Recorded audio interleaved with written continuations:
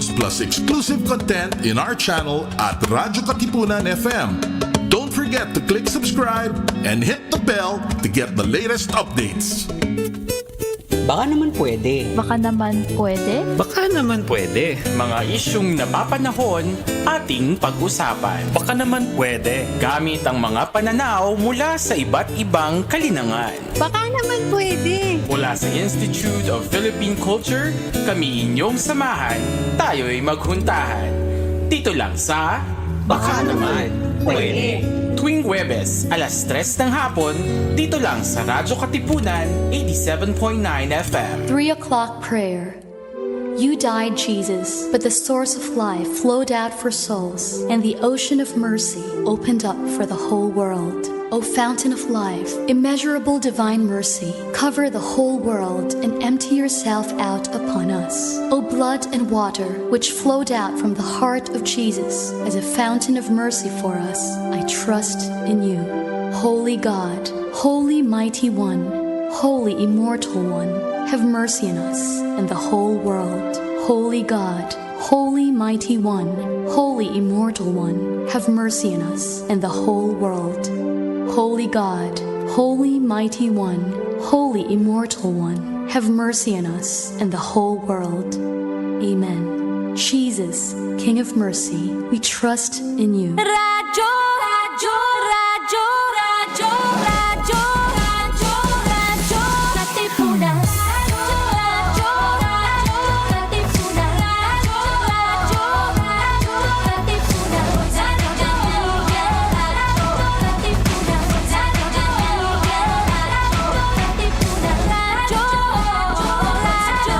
Katipunan. Radyo, Katipunan. Coming up next, Level Up Exclusives on Radyo Katipunan 87.9 FM. Katipunan. Radyo, radyo, radyo, radyo, radyo, radyo, radyo, Katipunan. Radyo, Katipunan. Radyo, Katipunan. Radyo, radyo, Katipunan. Radyo, Katipunan. Voice of the Blue Eagle, kami di mapipigil sa pagbabalitang tumpak at tama.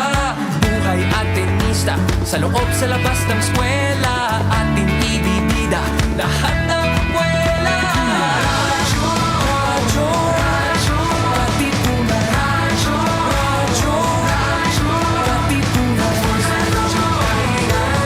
Radyo, Katipunan.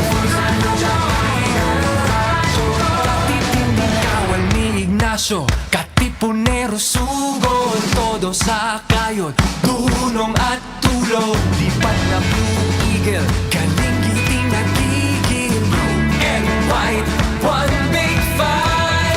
Radyo, radyo, radyo, Katipunan. Radyo, radyo, radyo, Katipunan.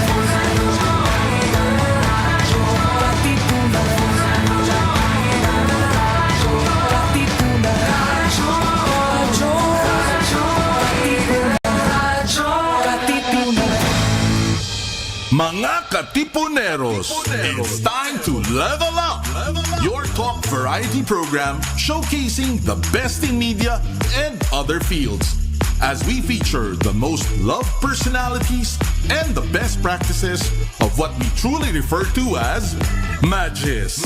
Together with multi-awarded multimedia guru Mr. Noel Ferrer, let's all level up every Friday from 3 to 6 p.m. here on Radyo Katipunan 87.9 FM. Si Anton, plinanon niya na yung buhay niya. He started his law firm. Now he decided when he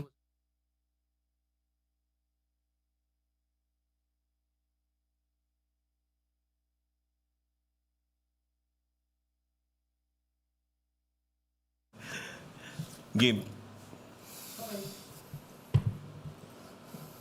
All good already and all the best. And when we say the best, we have the best people here from Ateneo. And here at Level Up, I have my batchmate. 1989 Management Economics graduate. Hey, I keep pretending I'm younger. You look older. No, binulgar mo na. Rosauro Ramon Arellano Carandang. Known to us as Ricky Carandang. Ricky, kumusta ka? Kumusta ka? How are you? I'm good, Noel. Thank you for having me. When was the last time you came here to Ateneo? Oh, wow. I don't remember. It's been years. Talaga? I got lost going here. Grabe traffic, no? Hindi lang yung traffic. Yung parang wrong building ba? That's true. Bumaba ako sa admin building. Okay, but you still know the old comm department and the college covered courts. Now it's all coming back to me. So it's nice to be back. Okay. It's been a long time. So, And it's good to see you too. Ako rin, but I see you in functions, but then Rick's, na-miss kita kasi we see each other in ABS-CBN. Right after graduation, nagulat ako, Ricky was there. Parang doing the business news. At sabi ko, magaling tong taong to, kabatch ko to eh. Pero yun na nga, parang ang daming napuntahan ng buhay niya. But what kind of a student were you when you were here in campus? I was an average student. I was a very average student. Oh, talaga? Can I say this now? Oh, what? I flunked one sem. I flunked accounting.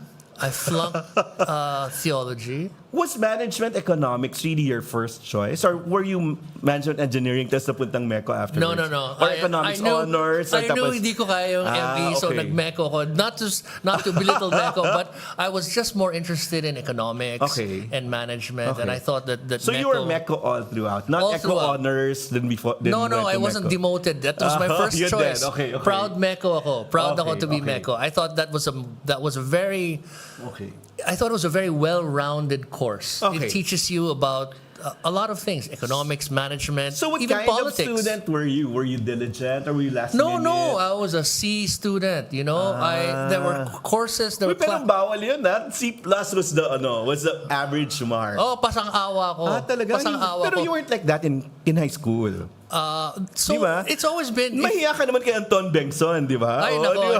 4A yun eh. Oo nga. 4A Pero kayo magkabarkada. So parang, he was supposed to be here. Pero yun, di ba? No, I was their comedy relief. No, I think as a student, and I don't know if a lot of you guys can relate to this. If I liked the course, if I liked the subject, I would excel. If I didn't, I would flunk. You know, parang you know what I like and what I don't. And it based didn't on help that your mom was parang an icon here in Ateneo. Oh my God. Noel, I had to take NATSI psychology. I barely passed. Nakakaya sa nanay ko. Okay. Kasi they were expecting me to do well. Ricky's mom is the great Honey Carandang and we love her. Ampun ho nila ako sa Tanawan, Batangas. You have to come by some more. I haven't seen you there in a while. At ang gandang bahay. Pero hindi, malinis yon. Hindi galing sa mga contractor ng gobyerno. Ako yung nagbayad ng contractor. Okay, sobra.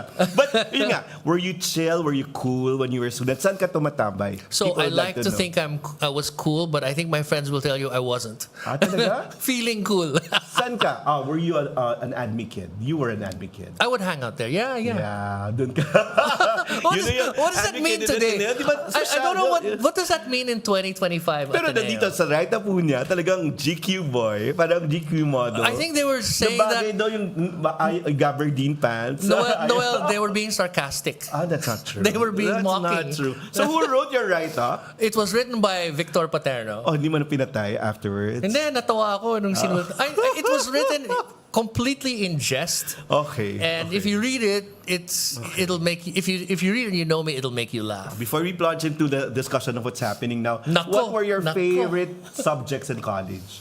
I had a fantastic teacher, Shirley Advincula, who taught me political economy. Okay. She managed. But she was strict, huh? She was strict, but she was really smart, and she knew how to teach, and she had a passion for it. But outside the classroom, she's fun, di ba? Parang si Shirley. Ayos na ayos sa, di ba, itsura niya, pero honestly, I didn't really know her outside of the classroom. Talaga? She was just a great teacher for me. Galing. Shirley Advincula. Who else? Kasi we are our teachers, no? Parang, would you sign up for terror teachers during that time, or would you go for the people who'd give you good grades para mataas yung QPI? Shirley Advincula was a terror. Okay. You know, if but she loved her class. I loved her class. Okay. I loved the way she taught. I learned so much. It formed a lot in me in terms of my thinking. She told me, this is interesting, in the strictest sense, in the purest sense, what is a democracy? A democracy is when the people are governed with the consent Galing. Oh. So what she's saying is you can have elections or not, but if the people consent to you governing them, true. then that is in essence what a democracy is. Was she the reason why you like tried to get into government, or parang No, I didn't try to get into government. I just You were kind of just like- stumbled into it. I know. We'll talk about that later. Who else? Sino yung teachers that you like had to connect to, or who you had to consult even after college? May ganyan, di ba? Oh, I don't know if you guys remember Alan Ortiz. Yes. He was on the National Security Council of President Ramos. And Teacher where? He was my teacher in political economy. Talaga. And again, so I don't know, it's all political, right? Economics. You were preparing you for that already. No, I didn't know what I was doing. Okay. I just thought that he had a way of explaining economic concepts in political ways. So it's very much like Shirley Advincula. But Alan Ortiz was more on the economic side and Shirley was more on the political side. But if you have the two of them together, you have this combination of understanding politics and understanding the economy and how they interact. And I think that's a super important Were you drawn to strict teachers before? Or parang, di ba may era, or tayo kasi parang, even our leaders, no? Parang we were for mga terror teachers. Pero now it's different, no? People are more open to learning kung mas kaibigan mo. I was drawn to teachers Parang who martial were... law. I guess, alam mo, I never thought about it, but the teachers that I found most compelling were the strict ones. Yeah nga eh. I'll give you Did another you sign teacher. up with Eddie Boy Calasans? Wala, hindi ka naman na ganun. Hindi ako nagkalasans. Okay. You know who, I have to say, one teacher in economics who I thought was brilliant and who, by the way, she gave me high grades. Sino? Gloria Macapagal Arroyo. Okay. She was a teacher of economics here. She taught me Eco 101. Okay. Again, someone that I learned a lot from. Totoo She naman. was a really good teacher. Good. But she scared the hell out of me. Even back then, nakakatakot na siya. Parang we're drawn to those teachers, no? Parang yung magagaling kahit maghirap ka, okay, di ba? Oo, kasi may matututunan ka talaga eh. That's true. Because some people just choose the easy teachers, di ba? Yun, para I had some of those too. Okay, and then, what school traditions did you look for? Did you go to the games? Of course. Talaga, of course. Until now? No, I'm not into basketball. I don't know anything. Okay. I couldn't dribble to save my life, Pero right? nananalo tayo ngayon, ha? Pero pag game ng Ateneo, UAAP, Okay. I would go there, makikicheer Status ako. symbol eh. But then I would ask kung sino man yung kasama ko, what just happened? Because I don't know anything about basketball. So that was fun. I'm sure you're very active also, di Pero ba? ako, lalo na now, I think mas maganda, hurry for the underdogs tayo. We haven't been winning for a long time. Pero okay tong season ngayon. So do you think With we're a gonna new win? coach. Sana, with new people there and our old coach being back. That's Okay, no? Noel's prediction, we're going to win this season. Things you learned from school that prepared you to your life after. I never saw you entering media when you were younger. What lured you to get into media work? I lost my job. I was a stockbroker. I was a stockbroker. I was very happy as a stockbroker. And I don't know, in 98, 99, the Asian crisis happened. Yes. And there were so many people in the brokerage business who lost their job. Okay. And I always thought I was going to go back to it. So I did these newsletters which I would send to my clients. It Because ended you up... write well, ha? Well, thank you. Pero yun yata yung skill mo. Thank you. I don't know Diba? about that. But Okay. anyway, so one of those newsletters ended up in the hands of ANC. Okay. And they Sila. asked me to comment on On business the markets, and on the business. And then when Coco Alcuaz left, Coco Alcuaz, by the way, is now the head He's younger than us. Yes, ha? he's Okay. now the head of investor relations at the Bangko Central. Pero complete pa yung buhok mo at least. So far. But Coco Pero left and then they mabait yan, asked me to mabait take yan. over. Yeah. And then there was one time where there was a Take break over where? Dun sa doon news. sa ANC. Pero ang taas ng boses ni Coco kasi, di ba? Pero magaling Yun siya, naman natin. magaling siya. O, tsaka Magaling maganda siya. rin yung bahay niya kasi he was a Phila major. As a Phila major. Okay, So, okay. when Was we he had- a batch below us or Below what? us, one batch Okay, below okay. us. Yun, we would have our mga gatherings in his house. Ang ganda ng bahay. In Makati, right? No, there in New Manila. That's the old house. That's a family house. Okay. Yes. Yun, parang ako, very good guy, very good person. Pero yun na nga, in broadcast, parang sabi ko, Coco would go for that. Pero yun nga, ang taas ng boses. Sabi ko, when Ricky was there, pero Noel, you're the point. Nasasabi ko lang lahat. You're the showbiz guy. You know what works, right? No. And then you know what also, works. Can you be my manager? no, kaibigan mo ako, sasabihin ko rin naman sa'yo. But otherwise, when you got Which to means media no, work, ayaw niya ako i-manage. Marami akong makakaaway. ay. No, but when you Tumatawa got si Michael off cam. when you got Mike into Mendoza, media, thanks for joining us today. No, classmate ko yan. When you got into media work, did you feel you were in a world na gusto mo talagang tumagal? Yes. Talaga. I loved the pace, the excitement. Every day you're doing something different. You're covering stories. You're explaining it to people. That's true. And you were doing well It was so there. fun. It was fun. And it could be dangerous, but I think that's kind of what made it appealing.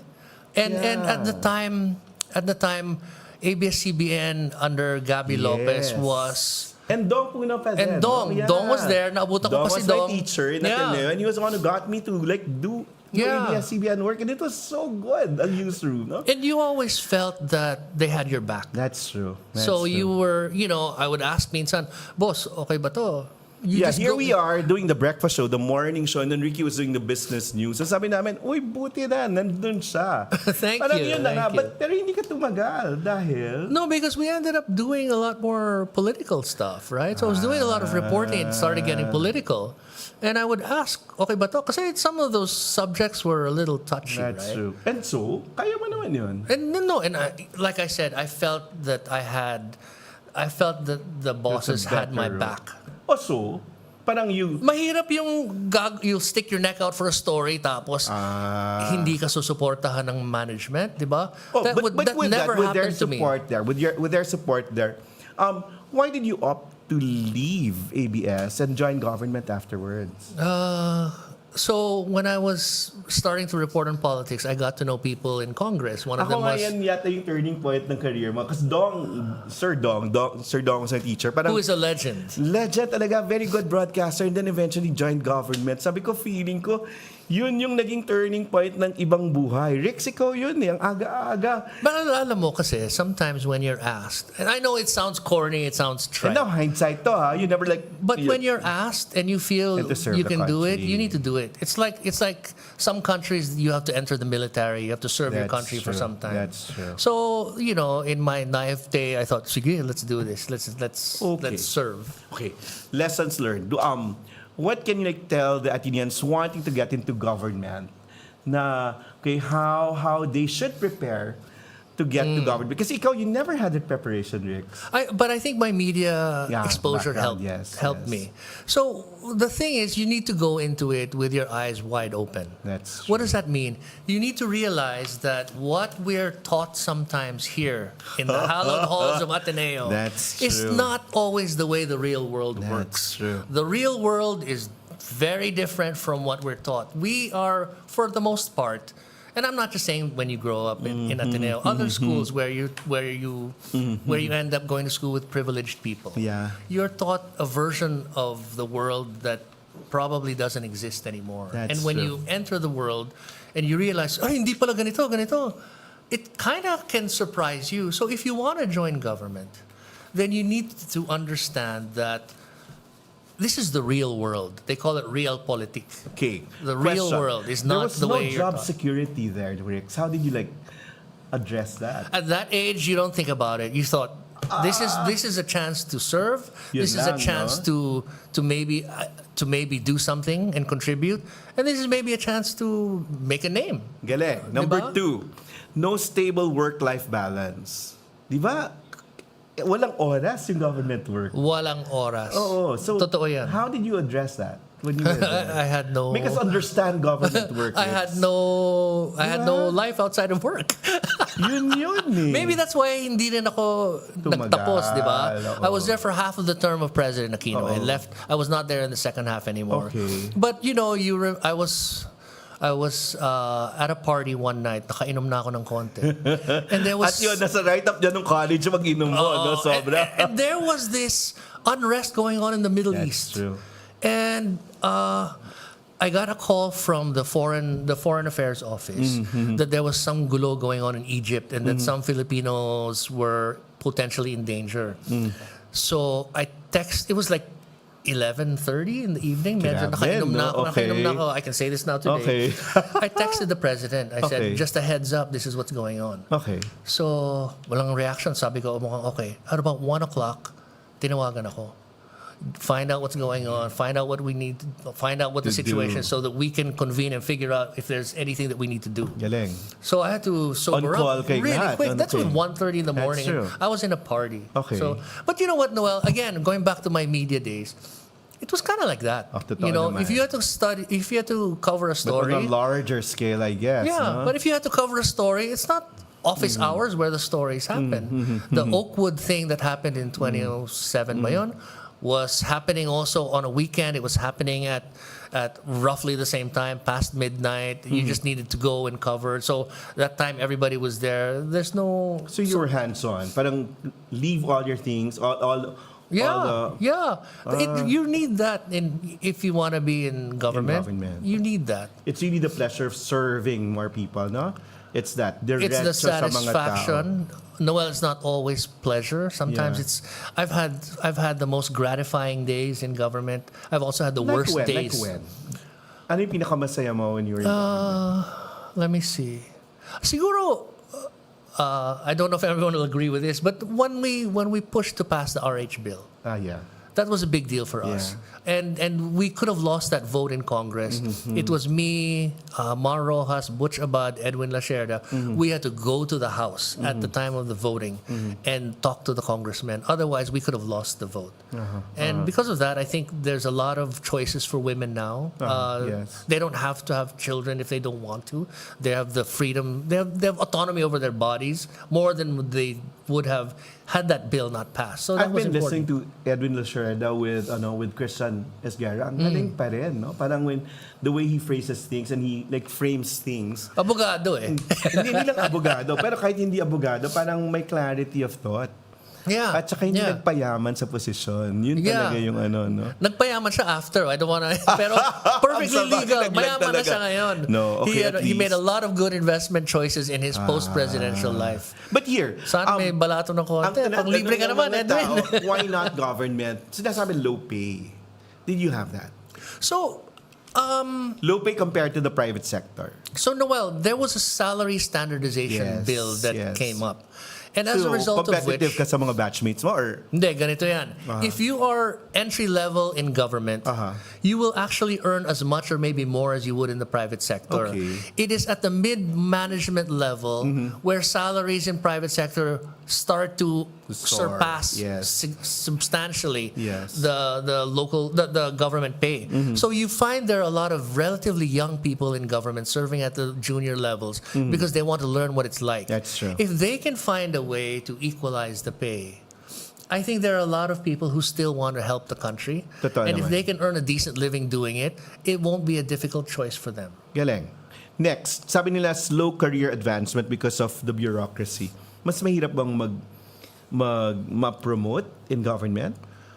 Or you're at the mercy of your superior? It's hard to rise through the ranks. Okay. Because unlike in the private sector, when you're in government, the top positions are mostly political positions. So the principal decides who gets the top position. Ang pinakamasakit, di ba yung parang mas matalino ka sa boss? I'm sure many people felt that. Oo eh. Kasi, di ba, you rise up in the ranks, and there's only a certain point. There are rare instances, not so rare naman, but there are instances where people who grow up in the bureaucracy end up in the top position. Let me cite Foreign Secretary Tess Lazaro. She's a career diplomat. Now she's the Secretary of Foreign Affairs. There are other examples, mostly in DFA, but there have been many examples of people who have risen up. It's just more the exception than the rule, I think. Kita ng mga tao talagang sacrifice to get into government service. If you are honest, it's kind of a sacrifice. But... if you're going into government, you're probably for the right reasons. Dapat tama yung orientation. If you're going in for the right reasons, you're not there to make money. So, di ba, parang you get your satisfaction from something else, maybe from a job well done, or from seeing a policy get approved and implemented. Institutionalized. No, parang ako yun yata yung nagawa ninyo during the term of Pinoy. I like to think so. Yung institutionalizing all the good processes. Next, answer this lang kasi yun, people would like to know about these things about government service. The potential frustration in dealing with the complexity about slow-moving and the corrupt processes. Did you experience that? Yes, of course. You experience So that. how do you transcend that when you're there? You need to be political in the best sense of the word. Meaning you want a policy or you want something done, you need to play the political game. Talaga. Like in the case of the RH bill or any other effort that we wanted to do in government that we wanted to succeed, you have to play the political game. You cannot expect to sell something on its merits only. You have to play. Play in what way? You have to play the political game. You have to be able to horse trade. You need to be able to understand what is worth compromising and what is non-compromisable. Okay. And then you need to emerge from that process with your idea and your thoughts largely intact. You will have to trade away. You'll have to know which of these elements of this thing do I need to trade away in order to get it done. Because what do you dangle to congressmen and senators for them to pass the bill? Sometimes it's positions. Sometimes it's benefits for their constituents. Benefits for their constituents. Pork barrel is a very effective tool. If you wonder why nobody ever got rid of pork barrel, it's because it's one of the ways in which you are able to influence lawmakers. And Pero ang kulang yata yung transparency lang of the use of the pork barrel. You could make it more transparent. You could make it, or you could probably. So hindi equal yung pork barrel. Hindi yan equal. Hindi yan equal. Parang incentive supposedly. It's an incentive to get you to vote. You know, in fairness, it's not always just pork barrel. Okay. There are some congressmen who have pet policies or pet things that they want, and if you give it to them, you have their vote. But it's that way. It's horse trading. Okay. That's the ugly side of democracy. I know some people will probably find it distasteful that you have to trade this for that. You have There's to promise someone this for actually that. telling us how to do it. Pero ganun talaga sa ating proseso, sa ating sistema. What's the university is not telling us, di ba? Yeah, in a way, yeah. I mean, it'll sugarcoat it. It'll tell you how it works in class, it'll sugarcoat it. But when you're actually there, you have to make those choices, or you're not going to be able to get anything done. Next, the accountability. How did Pinoy institutionalize that with you? Kasi parang when they say government, parang ang tingin ng mga tao, there's lack of accountability. There is. I mean, the talaga. process, the system today is done in a way that you can almost get away with anything. Sakit, no? And I think if you have, first of all, media, for all its faults, and it has many, can still serve as a watchdog. A lot of supposedly a watchdog. Oh, pero Noel, a lot of these stories na lumalabas ngayon, yung sinabi naman about the flood control, it was popularized when the president spoke about it. That's true. But that was already being reported in the media. Yeah. So, pero totoong whistleblower si Vico naman talaga. So, siya yung di ba, nagsabi about the Discayas, and then the president said that during the State of the Nation. Pero even before Vico spoke up, there were already reports. That's true. There was already some good reporting on that. Yeah. So, parang accountability really is, first of all, you cannot just expect the media to do it, because the situation is people need to understand that their votes have consequences. Lesson. You're talking about lessons while you were in government service. In media naman, what were your lessons? And then, you served as, di ba, the press secretary, parang gano'n, or in the presidential communications office. Yeah, diba? I was the spin doctor. Sayang, di ba? Kasi parang Pinoy needed that eh. Kasi he was the working president. That was his, di ba? The working president. Yeah. And he needed some people to really be the one to tell the people in the grassroots of his efforts. Yeah. Sometimes it was hard for him to take credit. Ayun nga eh. And so and you kind of had to... media was harsh on him? Yeah. Oo, di ba? Yeah. Oo. I've been now lang nila na-realize na, oo nga, no? Pero now, tingnan mo, natakot tayo nung kay Duterte. I've been on both sides, right? And maybe because I was the one in the hot seat. I felt that media was a little too harsh on us, in the sense that here was a guy who was doing his best to try to do the right thing. He didn't always succeed. He would have hated for me to say that. That's true. Right? But he was doing his best, and in many ways he did a lot. But sometimes you don't. Hindsight na lang, no? And sometimes you feel you're not getting enough credit for That's it. true. But I don't know. That's how I felt. If you ask people who served under any other administration, they might feel the same way. So take it with a grain of salt. That's how I felt. That's how many of my colleagues felt. And I think if you were in government and you were on the receiving end of media criticism, you probably will feel that way. So what was our attitude towards those people who bashed Pinoy during that time? We had no choice but to engage them, right? Okay. You have to engage them. If you don't, I think President Duterte taught us that if you take a stronger hand with media, magdadalawang isip din sila eh. In our case kasi we were so open. Yeah, that's and we thought, criticism, we would take the criticism. But in the case of President Duterte, he didn't. Pero kasi, and napaisip yung ibang mga media outfits eh. Medyo naghina-hina sila ng konti eh. Pero nag-iba na kasi, Rix, nung kay Duterte kasi may mga trolls na. Social media took over. Yeah. Kayo ba, hindi kayo nagbayad ng trolls? We had our own social media apparatus.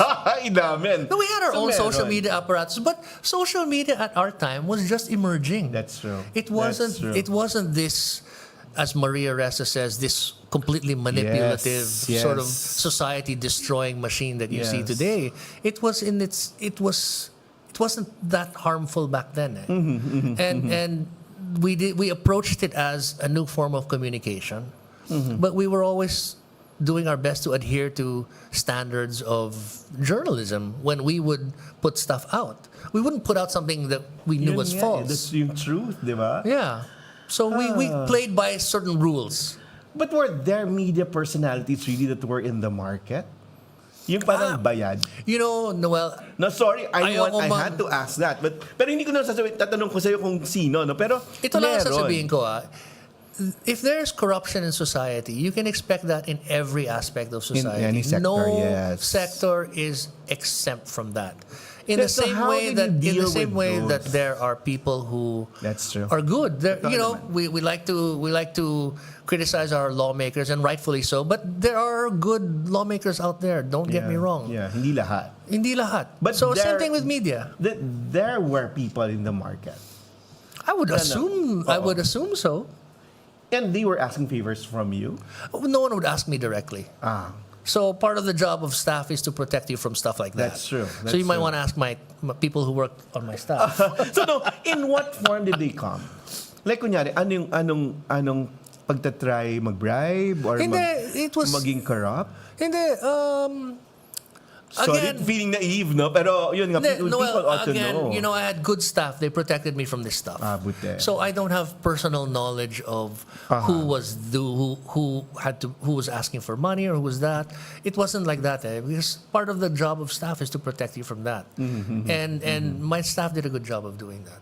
And probably give you the context na ito, babanatan ka nito kasi may alam mo na yun, di ba? Parang, okay, may sige. ibang taong nagpa-fund nun. Meron talaga yun. O either may popondo sa kanila or may agenda sila. Totoo. So corruption, you said, cuts across all sectors. So and you were a witness to that, even when you were in government. I was aware of it. How did you try to eliminate that corruption? There's philosophically, there's a point orals na to. Okay. There's a point of you work in a system that inherently does not have the kinds of checks and balances to prevent corruption. So are you going to fight corruption tooth and nail and not get anything done? Or are you going to sort of work within the system and make sure you get things done? That plane. Work within the system and get things done. Our leaders tend to work within the system. Diba? They're Yeah. not revolutionaries. They want to preserve the system. They just want the system to be kinder to the people who are less fortunate. The best of our leaders are not leaders who want to tear down the system and build a new one. They want the system to be kinder. Pero kasi sa inyo, wala pang fake news nun, no? Or Meron na rin, hindi, pero hindi konti. ganon. Unlike Oo. now, na parang na-overtake ng false reporting. Yeah. So, you can make the argument today that maybe the system itself That's true. has failed and it needs to be changed. But back when we were in government, we still felt that the system could be fixed. Now, how important was a community? Well, did you have a community inside that parang service your checks and balance? Kasi importante yun, di ba? In any sector. Yeah. So, Ultimately, nasa presidente yan. That's true. What will he tolerate? What will he not? President Noy had a very low tolerance for those kinds of things. Okay. So we knew to be careful. Okay. Diba? We knew.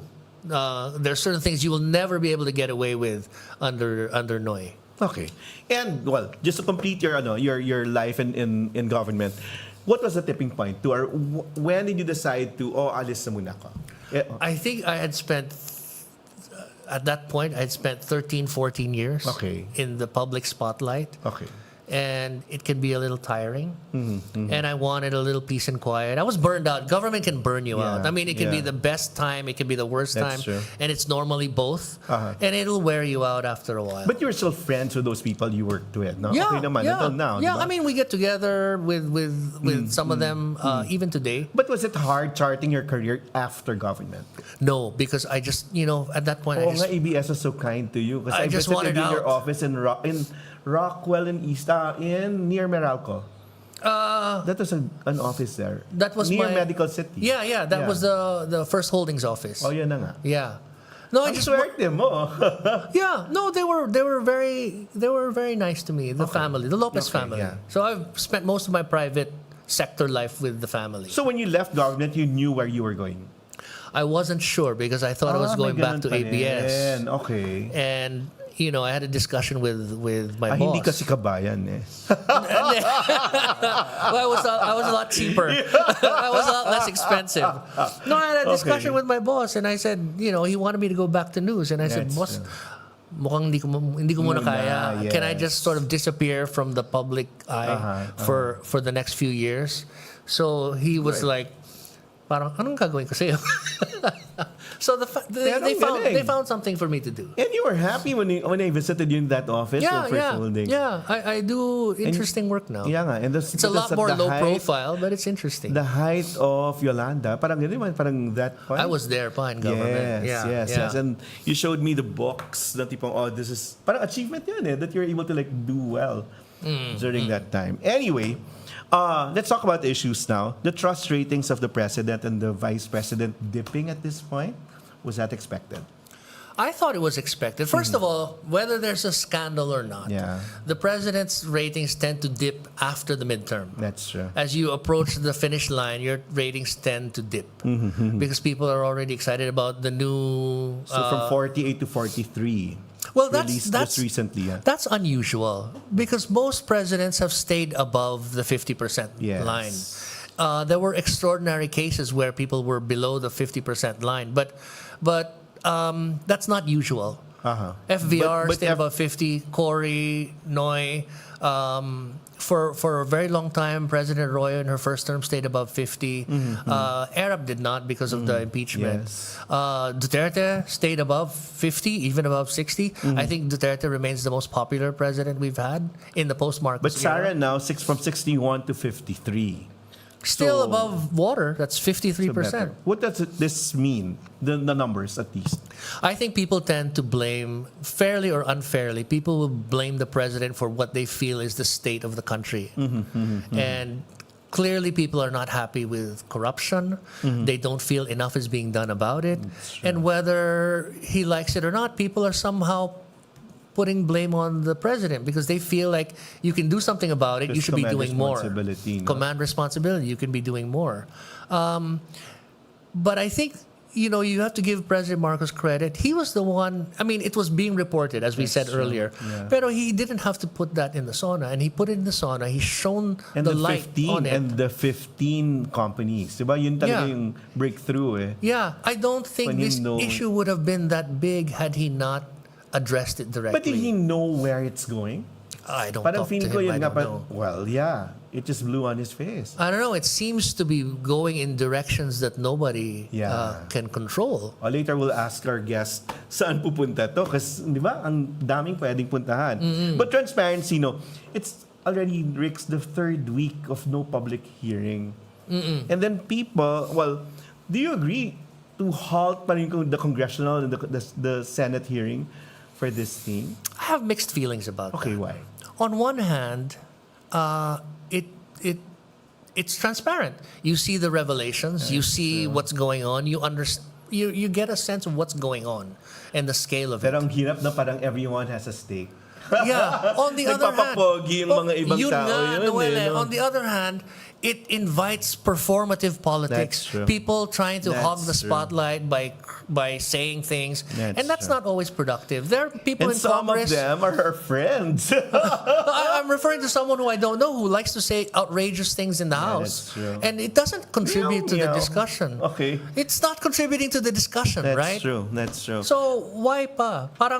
So okay ka na wala na yung Senate at saka congressional hearing? Hindi ko sinasabi yun. Ang Pero sinasabi sana ko lang, meron pa rin. ang sinasabi ko lang, there must be a way for the public to continue to be informed about these very, very important issues, but in a way that does not lend itself to this kind of grandstanding that we're seeing. And they're playing to the audience kasi parang yun, that spells their political survival. Yeah, which is why I think, 2028. and again, I think you might agree with me, I think the ICI hearings, some of that should be done in public.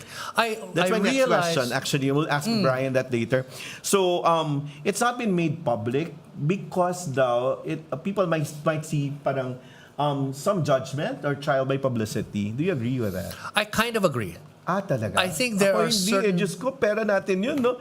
Rex, pag nawalan ka ng trillion pesos, ayaw bang malaman kung saan pumupunta yung money mo? Hindi, gusto ko malaman yun, Noel. Pero minsan kasi, there are certain things that can be revealed that maybe will be easier to speak of when the entire country is not watching you. Pero ito, so I believe that... tatanong ko rin kay Brian later, since tayo nagpapasweldo dun sa mga ICC, commissioner board members, we also want to know how they ask the questions. Diba? Well, don't get me wrong. I don't think that the hearings should not be publicized. I think there is an argument to be made that the hearings generally should be publicized, but there should be opportunities for executive sessions where certain information can be revealed without necessarily telling the entire world about it. Parang unlike the senators or the congressmen, parang these people sa ICC are not naman politicians na nagpapabida, no? So we want to see how they ask questions.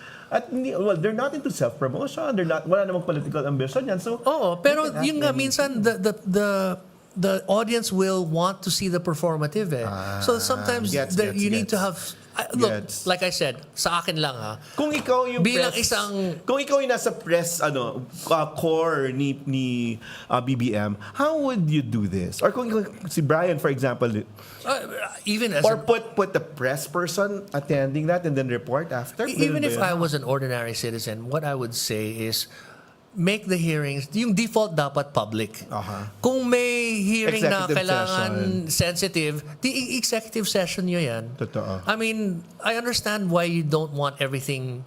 Kasi now all the speculations come from us not having knowledge of what's happening there. Yes, and that becomes counterproductive for the administration. And it's the third week already after the September 21 rally. Yeah, which is why I think every day you're seeing rallies. People do not want this swept under the rug, and they're going to demand some form of accountability sooner or later.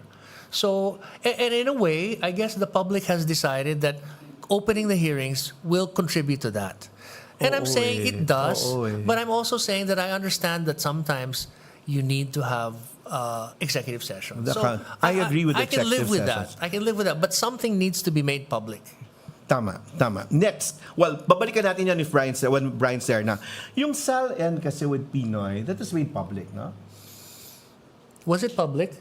Yes. Oo. Yeah, well, it was kay made Marty public. Rest lang talaga hindi. So, ngayon si Edwin Lacerda siguro pag mas malaki ng SALN niya. Sabi mo. Well, he's a private citizen, so he has every right. Okay. No, but yun nga, parang He has more money than me. tell us how the SALN was being implemented or how it was a tool to get rid of corruption during Pinoy's It was term. supposed to be a way for you to track how rich or how people's assets were growing. Yeah. So, for example, Yeah. if you come into government and your net worth is 10 million pesos, paglabas mo naging 1 billion pesos. That's a way for you to track. Diba? So, that was the Pero whole yung idea iba, behind yung iba SALN. tinatago sa mga kapatid, sa mga kamag-anak. Yun nga. Diba? So, parang SALN it's nice to have, but you know, if you really want to hide your assets, kaya mong itago yan eh. That's true. And the SALN is not, I've filled out a SALN. So hindi It's rin siya not telling. audited. And you don't have to tell them how you came up with the value. So I say, my net worth is 20 million. And then it's just basically they take it and Pero they ngayon don't na question it. binalik nga ni Boying yun, but it's made public, how can that curb corruption? Or at least, well, there's a primary or a prior basis para ganun at least? There's a prior basis, but if you're... Na pag nagregalo ka ng singsing na $1 million, pero alam mo, para if ganun? you're a smart criminal, and there are many smart criminals, that's true. kaya mong itago yan. So for me, SALN is more... Hindi lang, okay. It's more performative. Okay. Di ba? O yung waiving the bank secrecy law. Yun. I think that Kailangan yun. is a huge tool if you want to really find out. But will politicians allow that? They have not for the last how many years? More than a decade. They have not. So, how can we change that? A presidential decree? I think that's a law that needs to be amended. Okay. But pero, how are you going to amend that law when the very people who advocate it are sitting in the House, and the Senate? How's that? So what do you suggest should be the measures to curb corruption? I think we need to be. Aside from transparency. I think I think we need to show people that there are consequences. That's true. That you cannot game the system. Ang mangyayari kasi may kakasuhan dito. Tapos hire lawyer, i-delay nila yung kaso when no one's looking. The cases will be dropped 5 years from now, 6 years from now, di ba? Tapos 6 yung mga coaching nawala na, di ba? Parang yung mga, di ba, the luxury cars na nawala, yung assets na hindi pa na-freeze. Yeah. So, nagsusoli ng kotse. Okay, that's fine. true. Again, para sa akin, and I keep using this word, that's performative. Yeah. What about something substantive? Sinabi mo nga, Noel, yung bank secrecy, Hindi pa payagan. sa tingin ko, isang malaking anti-corruption tool yan measure. eh. Okay. So, sige, magsalin ka. Okay, magsalin ka. Pero sabay bank secrecy, waiver. Tingnan natin. Kung nagmamatch ba yung sinasabi mong yaman mo doon sa perang nakalagay sa account mo, you would catch a lot of Can the people. people really rally or at least demand for the waiving of the bank secrecy law?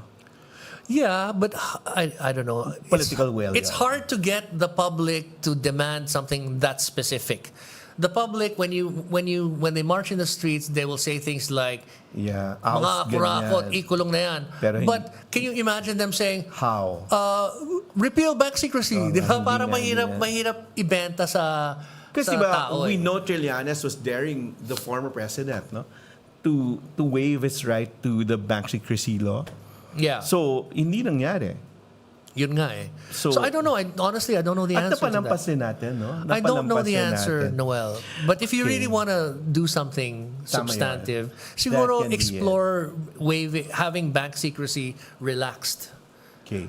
Rex, kasi hindi natin matatanong to kay Brian kasi yung confines ng kanyang will be the ICC investigations. But we see now the VP, the Vice President hurling a lot of words against the President saying yun na nga, hindi nagtatrabaho at all, hindi nagtatanong.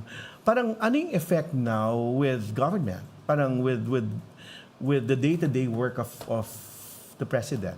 I think criticism from a political adversary is not something that the public will necessarily listen to. Alam nilang magkagalit yung dalawa di ba? So magbato si Sara kay Bongbong, skeptical lang tao. At the same token, magbato si Presidente kay Sara, people will just say, magkagalit yung mga yan. Samantalang tayo, talagang we demand, pareho silang managot. Anong ganun yung no? Everybody. Yeah, everybody. lahat, I mean, if we really want to clean this up, everybody. But how about the political capital of the president at this point? Na parang, in his last 3 years or last 2 years and with the presidency, parang, sino pa ba yung kaalyado na ngayon sa Senate at saka sa Congress? And then, the value of his, parang anointment at this point. Well, it's hard to make it. When Pinoy was like really going, kita mo, di ba, people started going to the other side. And how did you feel then? The funny thing about political capital is when you spend it right, you get back more. That's true. Right? If you spend it wrong and you try to hoard it, you lose it eventually. That's true. But if you spend it right, you end up being rewarded with even more than what you spent. And back to the Ateneo values that were taught to us, it's really not just principles. Talagang tell us about it. Parang hindi lang yung, mabuti yung inaano nito. Tama yung nasa-spouse nito. No, I think it's for good. political survival for some I people. think it's good to have principles, and those principles should always guide you. That's true. Someone with no principles, you don't want to deal with them. But those principles... But a lot of them are there in power. Yun nga, Noel, parang your principles should be there to guide you, but you should also be flexible. You have to know what are your non-negotiables in life. And what are the things that you will negotiate away? Kasi but the world is not that way. It's not like this. It's not a perfect world. True. And if you want to get something done without compromising your principles, you need to know what is most important to you and never back down from that. Everything else you can negotiate away. But looking at the average Pinoys now, Rix, what's important to them now? Hirap, no? Hindi, ako... You know what was assaulting for me? Was when I saw the image of money. Na ganon karami na kinukurakot lang ng mga tao. Parang we've never seen that much money in our lifetime, Rix. I think that was so the image. powerful. Yes, that was the image that got everyone onto the streets. That's true. Because so many of us have a hard time making ends meet. And here they are just throwing it on the table and acting like it was nothing. And what did they do to earn that? That's true. So, di ba, parang... We're in the wrong years. Ano bang gusto ng tao? Simple lang naman ang gusto ng tao eh. When they get sick, they don't want to have to go bankrupt. True. Someone will take care of them. That's When true. they want to When they improve need their lives, food, when they need- get an education, That's true. and then they're able to empower themselves to make their own living. Simple lang. If there is a disaster, there's someone to help them. If you give people that basic health care, basic quality education, and some assistance when they need it, I think you will see the people become more satisfied with their lives. And don't we owe that to them? Pero ang sarap talagang sabihin na, kasalanan nyo yung bumuboto kayo doon sa mga corrupt. Pero now, with a bigger understanding na pinaiikot din sila ng powerful people. Diba? Hindi nila solely kasalanan. They're kept at that level because some forces up there No, are the and ones what choice do deciding you your have? fate. Diba? What choice do you have? It's like in America, you cannot run for office without money. And so money becomes the barrier. There are some countries in Europe where the public funds elections. So wala kang pera, may idea ka, may charisma ka, pwede ka mag-apply sa gobyerno for a grant, and if you join a party, they will give money to a party. In Germany, for example, some of the public funds goes to political parties so that they can build candidates. So you're not dependent on some billionaire or some oligarch to fund your campaign. We've chosen the American way, where you need 1 billion, 2 billion pesos to run, and if you don't have it, magmamalimos ka dun sa mga oligarch to get it. And in that case, when you get to office, who do you owe? Do you owe the voter? You don't owe the voter. You owe the guy who gave you 1 billion pesos. Yeah. So what do you think of the civil society efforts, Rix? Okay lang or kulang pa? I think right now we need to keep up the pressure. That's true. The public pressure. I mean, sometimes it's frustrating. Rally tayo ng rally, tapos nakita natin parang walang nangyayari. Pero kung hindi nag-rally ang tao, we wouldn't even be where we are. Yeah, that's true. Right? So At saka hindi lang keyboard warriors. No? Hindi lang sa Facebook. Kasi kala ng mga tao pag nag-status ka dun sa Facebook, tapos na. Oo. But you have to do more. Ituloy pa rin, no? And a lot of people are doing more every day. In some campus, someone is protesting. How do you assess the public indignation when you deal with the people on the ground? You know what? I'm getting asked that a lot. Do I think it's gonna fade? Who knows, right? Who knows? What kind of public outrage do you see? Ikaw mismo sa Batangas, or when you're there. Ito yung nakikita ko. Galit sila. Galit ang tao. Pero hindi nila alam kung saan dadalhin. Well, that's why the rallies are important, because that's how they make their voices heard, right? By showing up at the rally. When you see 10,000 people, 50,000 people, then matatakot yung mga politiko eh. So ituloy yung discourse. Ituloy yung discourse, ituloy yung demands for accountability. Because without that, this will all be swept under the rug. How can we prevent that, Rex? Yun nga, let's make our voices heard. I'm not talking about individuals, That's right? true. We're in general Collective we're demanding accountability. We're demanding that the money be accounted for, and people. I presume that everyone is innocent until they're proven guilty, but we should demand that the process to make people accountable be transparent, be undertaken. Undertaken. Man lang. Okay, diba? yeah, that's true. Takbo niyo yung proseso, and let us be the judge of whether or not it's credible. We as the people. I'll replay this when this happens. Oh no, you're gonna get me in trouble. How far will this go, you think? Hindi ko alam, Noel. Or how far do you want this to go? I have a personal opinion, and maybe that's not what's shared by everyone. But how far will it go? Ano yung tipping point? Hindi ko alam kung ano yung tipping point. I wanna see. Kasi EDSA DOS, we had the second envelope na ayaw buksan, and people just went and said, hindi pwede, kailangan natin malaman yun. Ngayon, ano kaya? Sa tingin ko yung sinasabi mo eh. Yun. Tama yung sinabi mo. Yung photo na ang dami-daming pera sa desk. And sa tingin ko yun yung nag-udyok sa tao eh. Na unless ibalik sa mga tao, no? Parang part of it, o makita ng mga tao, no? Binabalik. At nakukulong yung mga in charge. Idagdag mo pa, Noel, na sobrang bumabaha ngayon, di ba? That's true.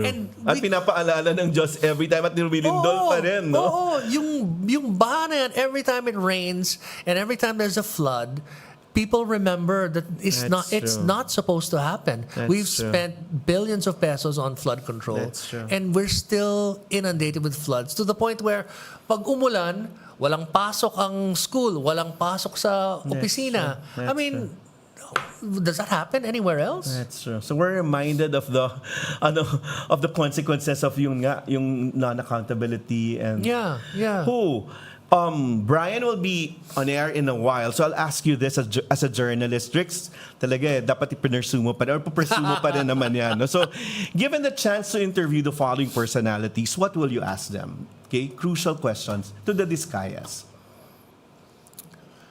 You know what, you're putting me on the spot because I'm not sure what to ask. Pero I'm not sure what I would ask them. Magaling ka dyan. Go. What will you ask the Discayas? How did it start? Okay. And who else have you had to pay? Sana sabihin na lang nila, no? Okay. What's your reaction with them not cooperating with the ICC? We'll ask Brian that later. I don't know what maybe they think, sa tingin ko lang, they're in self-preservation mode. So they're acting in what they think will preserve them most. So maybe they think now, I don't know what changed their mind, but maybe they think now that not cooperating is what's going to preserve them. Diba? Gets. You want to get out of this hole that you're in. You want to save yourself. Dati, feeling nila, to save ourselves, we have to cooperate. But somehow, the calculation has changed, and now they feel like not cooperating is going to be more helpful. What will that make of their previous sworn statements? They still hold. That's out there. It was given under oath. Okay. They can't take it back. Okay. Nandiyan na yan eh. Okay, next. What will you ask Senator Bongo at this point, who had the press conference yesterday and saying there's no conflict of interest, kahit mga kamag-anak ko yan or tatay ko yan, wala akong kinalaman. He just had to say those, no? Kasi I'm not familiar with the allegations of Senator Go's eventually involvement. yun nga, yung parang Boying Remulla's thinking, or telling, or coordinated with Vince Dizon, saying, asking for the connection of the Discayas to Senator Bongo. Ito na lang, di ba? Ikaw nagsabi kanina waive your bank secrecy. Yeah. Hindi ginawa ng amo niya noon eh. Paano kaya? Yun ang tanongin natin sa kanila. Okay. Next, our friend, Joel Villanueva. You were there at that time. Yeah. Like I said, Noel, instead of going, line by line into each lawmaker, and again, I will presume innocence until proven guilty. Okay. But yung sinabi mo nga, sinabi mo, are you willing to waive bank secrecy? Bank secrecy, sa lahat. Okay. Para hindi mo na ako tanungin kung sino. Cheese Escudero. Yun, ganun pa rin. Alan Peter Cayetano. Ganun pa rin. Hindi pa naman siya name. Well, ganun pa rin. Sige na nga. Baka better question naman, journalist ka, no? Mark Villar, what will you ask? Ganun pa rin. Talaga? Not DPWH during his term? No, because that's, there's no more concrete evidence than the movement of money. Okay. And if you are a good prosecutor and a good lawyer, that's something that you will be able to work with. Okay. As a journalist, if I had bank records, I could work with that. Sige na nga. Di ba? I mean, people will answer questions and they can lie or they can not. But the facts tell a different story. I'll ask you more names. I'll ask you for your questions for more names. Kaya lang naging generic ng sagot mo sa mga lawmakers. But we have here another GQ model like you in college. No, we're having another Atenean whom we really respect. The Supreme Court spokesperson and now the ICC Executive Director, Brian Hosaka, after a few reminders from Radyo Katipunan. We'll have Brian and Ricky here in a short while.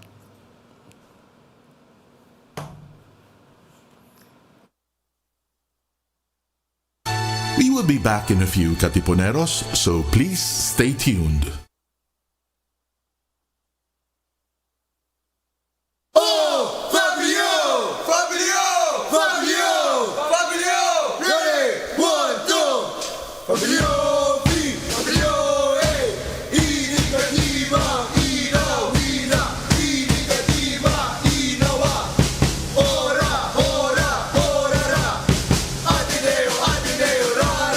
Follow at Radyo Katipunan in our social media accounts on Facebook, Instagram, and on Twitter.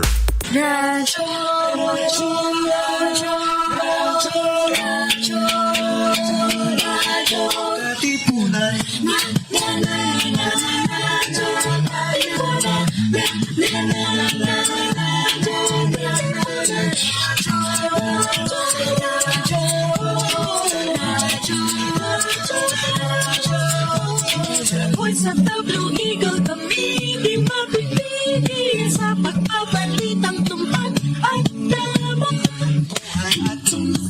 Sa labas ng kwenta, ibibida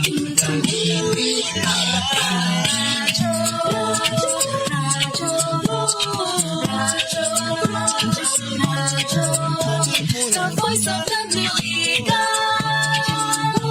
the voice of the Blue Eagle. Tawag ni Ignacio, Katipunero, sugar por todos at tayo, uno at uno. Di pa Blue and white, Monday fly. The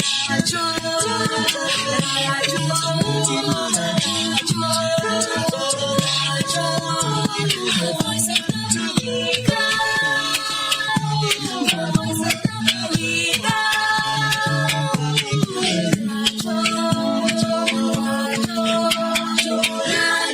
Katipunan. Radyo Katipunan, 87.9 FM.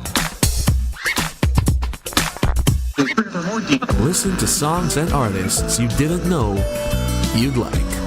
This is the Indie List on Radyo Katipunan 87.9 FM.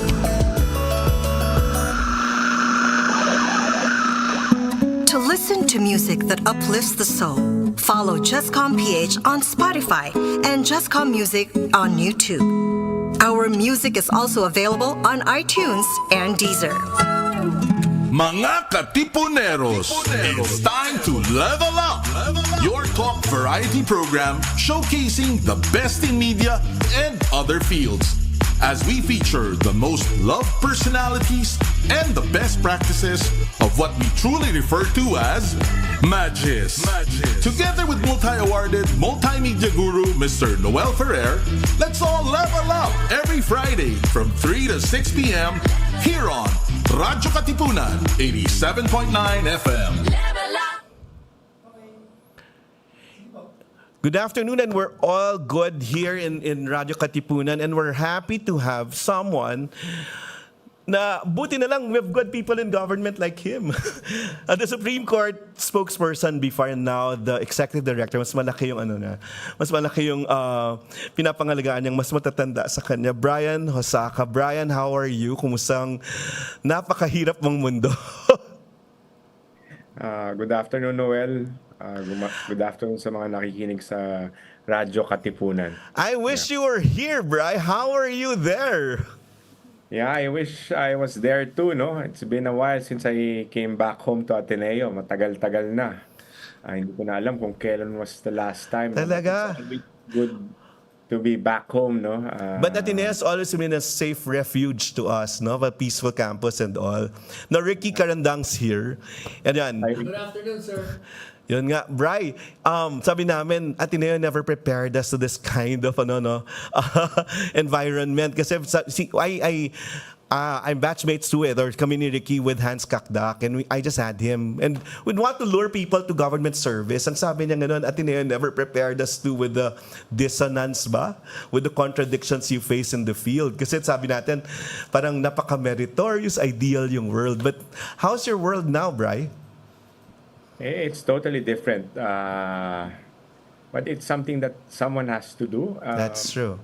Siguro naman, hindi rin naman totoo na Ateneo didn't really prepare us, all Ateneans, sa ganitong klaseng environment. No, kung skills-wise, that's an excellent preparation. Kasi our framework of thinking, critical thinking with philo and T and all are theories nandyan. Pero iba talaga in the field. Iba talaga, especially when you're in government. That's true. You meet a lot of people, of course. No? Kasi lawak ng mundo mo pagka nasa gobyerno. Kaya tell you frankly, when I was in private practice, I thought that I had clients left and right, and I thought I was practicing. I knew a lot of people. My world was okay. But then all of a sudden, I was thrust back ako sa Supreme Court. I was asked to be the spokesperson, and then all of a sudden, wow, ang lit pala nung mundo ko dati, no? That's true. Then I was talking to another Atenean, si Justice Ben Kagiwa. Oh. Ted, sabi niya ganyan. Brian, sabi niya ganyan. Wait until you try the executive. Sabi niya. Do you want to? Enough, after a couple of years, I was a spokesperson for almost 5 years. I think I was appointed by 3 Chief Justices. No? Mm-hmm. And I was appointed as a commissioner in the Governance Commission. A small agency, I might say. But it has a lot of impact. Yun nga. I think you met my student, si Paul Salangaos, now also with the Maharlika Project, and spoke well of you. So, yun nga. Sabi niya, pero paano yun pala? I want to know, do you have to give up private law practice when you assume that position? When I assumed as spokesperson of the Supreme Court, naturally that's going to be a real conflict of interest because I was representing the judiciary already. I was part of the judiciary, so I totally gave up my private practice and went to the Supreme Court. Ricky and I were talking about government service, Bryce. So mas maliit yung sweldo. Mas maliit. Oh, and it's really a sacrifice to get into government service. Yeah, it is. Especially if you're honest. Tapos ito, tama yan, same answer. And job security, Bri. There's no job security, so paano yun? It depends on the position that you take. No, in the case of the Supreme Court, I was coterminous with the Chief Justice. But this one, yung ICC, it's per project, parang ganon? Yung ICI until under the executive order creating the ICI, it's supposed to be 2 years or until we get the job done or until that's otherwise. So it's really not really security of tenure. Definitely, there's none. Wala, di ba? Then I asked Ricky this earlier. Stable work-life balance. Do you have that still? Right now, there's none. Wala, no? I don't know if because if it's my age, but Uy, hindi pa mas bata ka sa amin, no? Hello! Ako 54. So, napapaaga na ang gising ko, no? That probably because of work. I wake up at around 4 a.m. because I get ready also for possible interviews because it's very critical and crucial for the ICI to reach out to the public and let them know what's happening, what I tell Ricky here, magkasama kami sa media, pero nung pumunta siya sa government service, pati ikaw na, mas mukha na kayong mas matatanda sa amin. Kasi nakakatanda talaga eh. Yeah, that's true. But I mean, it's fulfilling. But it's the satisfaction of serving people, not directly. That's true. I mean, I'm being honest in telling you that it's a different. I mean, iba yung satisfaction, iba yung fulfillment mo when you're in government service. People might think otherwise what my intentions were, but definitely being an Atenean helps a lot, no? Yeah. Talaga eh. I mean, there are naysayers or something like that. It hurts. I mean, personally, it hurts. No, we're here to say, go. At least may mabuting taong nandyan, Bri. Yun eh. Yeah. So, but how different is your job now, dating spokesperson of the Supreme Court, with this ICI Executive Director, bigger yung scope, no? Kasi kung dati Supreme Court, tagapaghatid ka lang nung statement ng mga parang judges doon, no? Pero ikaw yung day-to-day, the nitty-gritty of things, no? the agenda, etc. I'm pretty much like the CEO, no, in the sense that ikaw yung nagpapatakbo ng commission, but it's a good thing that the commissioners and the chairman they're also hands-on, no. So in that light, I get to free up some of my tasks. They help out. In fact, they're heading some of the task of the commission. So it frees me up. I mean, dealing with media is Pero nakikinig sila sa yung kahit bata ka? Kasi kung minsan parang sasawin mo sila, wag kang magpa-interview, sir. Ako na lang. Hindi naman kasi it's also necessary to have one, no. That's true. Parang settle yung communications, di ba? Nagpa-interview yung isa sa mga commissioners, biglang parang iba na misconstrue na agad. So now, kita ko yung action mo agad. You'd say lahat ng announcements galing na sa'yo at bawal na sila magpa-interview ngayon. Hindi naman sila bawal. Okay. Pwede naman, no. Ang sinasabi ko lang is that siguro yung training ko sa Supreme Court helped me a lot. Because when I was a spokesperson of the Supreme Court, you'd always be mindful and be very deliberate on the words that you say. That's true. It's true. In the Supreme Court, you're just boxed in. Nakakahon ka dun sa Supreme Court. No? So anything you say outside of that box, ma-misinterpret. Tsaka, hindi gagawa na silang sariling context, di ba? Tapos gagawa ng sariling balita. 15 yung boss ko nun eh. So, ang hirap. So, even magtagalog doon, delikado kasi baka mamaya pag magtagalog ka nun, iba doon sa mga Bisaya. No? So, it's a very technical thing, language-wise. So, yun yung discipline na nakuha ko. And I'm bringing it here because I have to be careful. I cannot say things which in a way be taken against the ICI or probably construed as a conclusion already. Yes. So, dapat dahan-dahan. Pero I've observed and followed your press conferences, mabait ka pa. Actually, at ingat, very ingat sa pagsasalita ng mga, unless you have the data. So, yun. What got one of the commissioners in trouble, yung sabi mo nga, na-spell out mo, yung about the Discayas being state witnesses, yung sabi, was there a direct connection to the Discayas not wanting to cooperate with you anymore? Well, they cited that interview by Commissioner Babes Simpson. But I believe he was misinterpreted yung niya, yung kanyang Good nga you explained that, no? None yet. Kasi they were waiting for more things to unfold, no? So, na-misinterpret niya as a conclusion already or as a position of the commission. But he said clearly, sabi niya, ito personal, personal view ko. And of course, magde-differ pa rin siya sa commission. No? So, because of that, the Discayas looked at it or interpreted it from another point of view or another context. So, yun yung ginaging action nila, not niya, no, but yung kanyang advice daw ng kanilang abogado. And the same time, siyempre, sumunod sila. So what's the next step with the Discayas, Brian? Well, right now, they're not, they said that they'll no longer be cooperating with the ICI.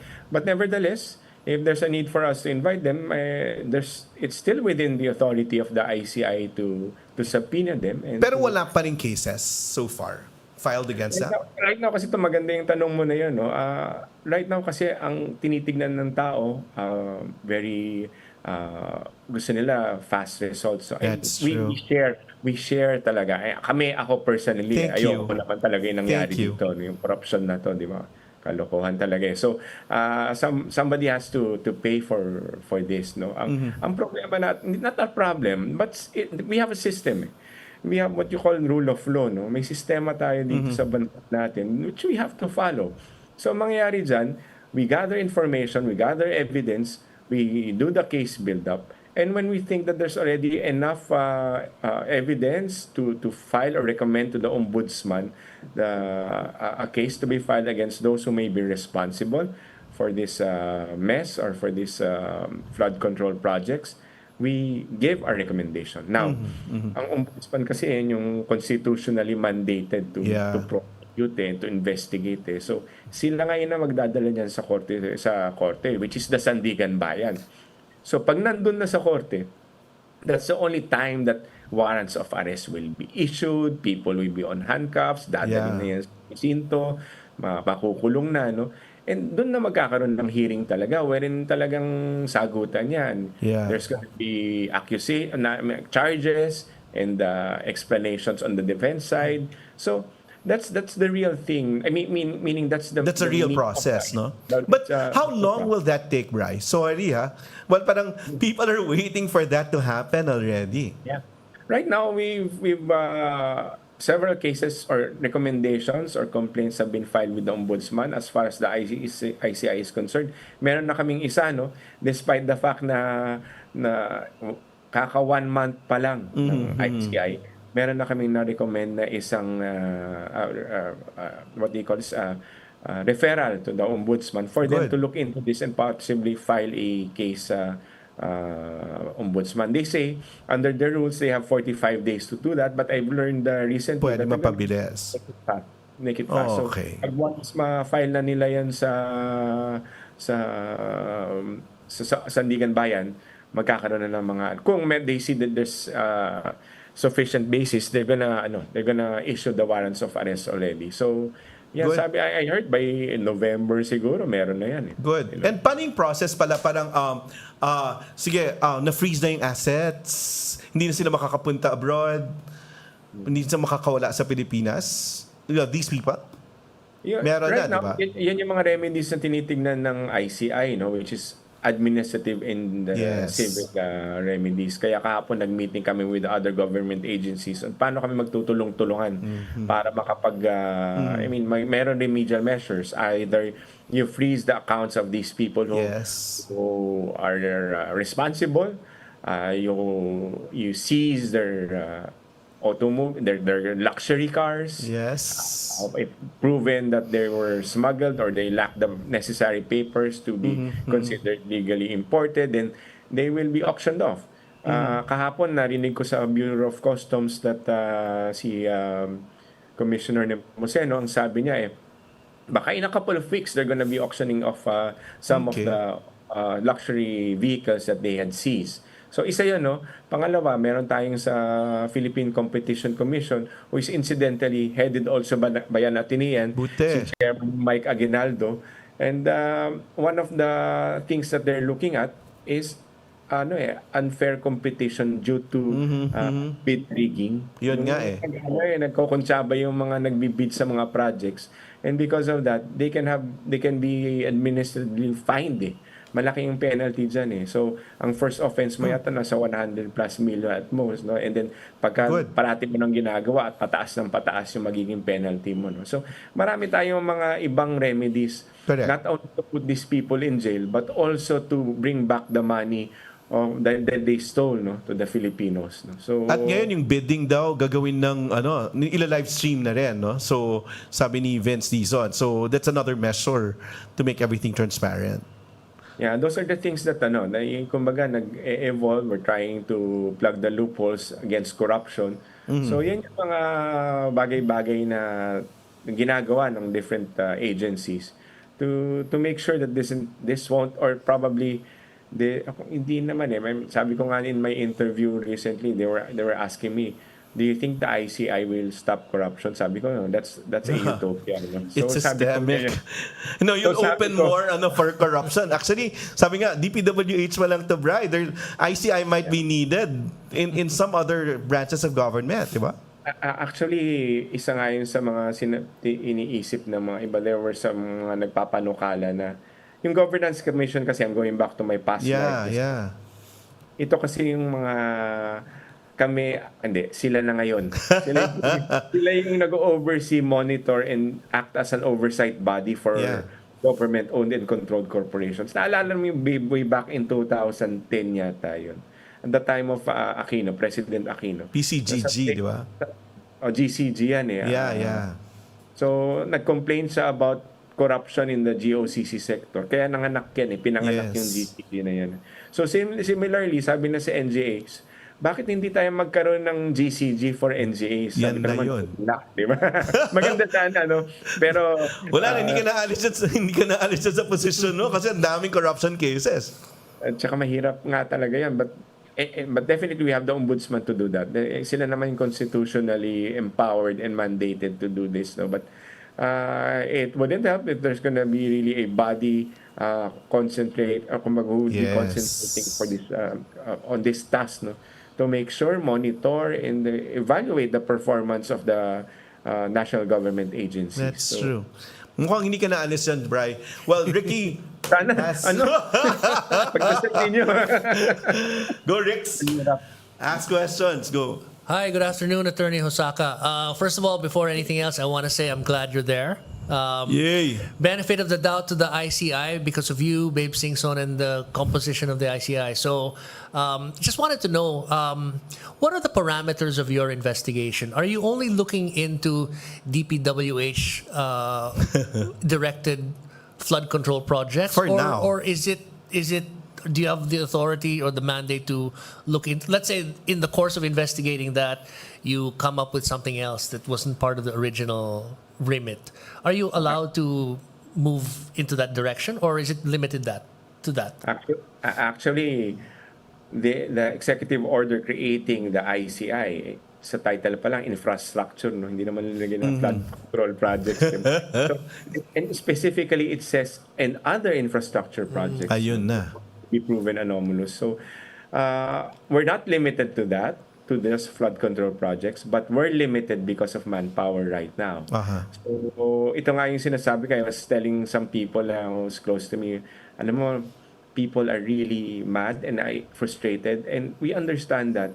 But at the same time, I hope they also find in themselves to realize that this task is not as simple as it seems, that pupusasan mo lang yung tao. That's true.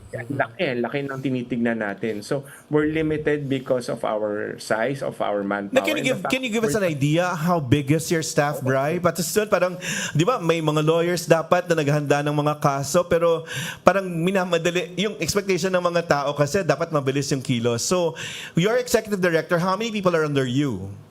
Well, bago tayo pumunta dun sa tao na under sa akin, napuntahan muna natin ano yung lawak na tinitignan natin ng problema. So, ang mandate ng ICI is audit mo 10 years back from here. No? So, 2025 up to 2016. Now, the data that we receive from the DPWH, we're looking at 238,200 infrastructure projects. Wow. So that's a lot. And that's only DPWH. Kasi infrastructure din, kunyari, kasama ba yun? Mga buildings, classrooms, hospitals?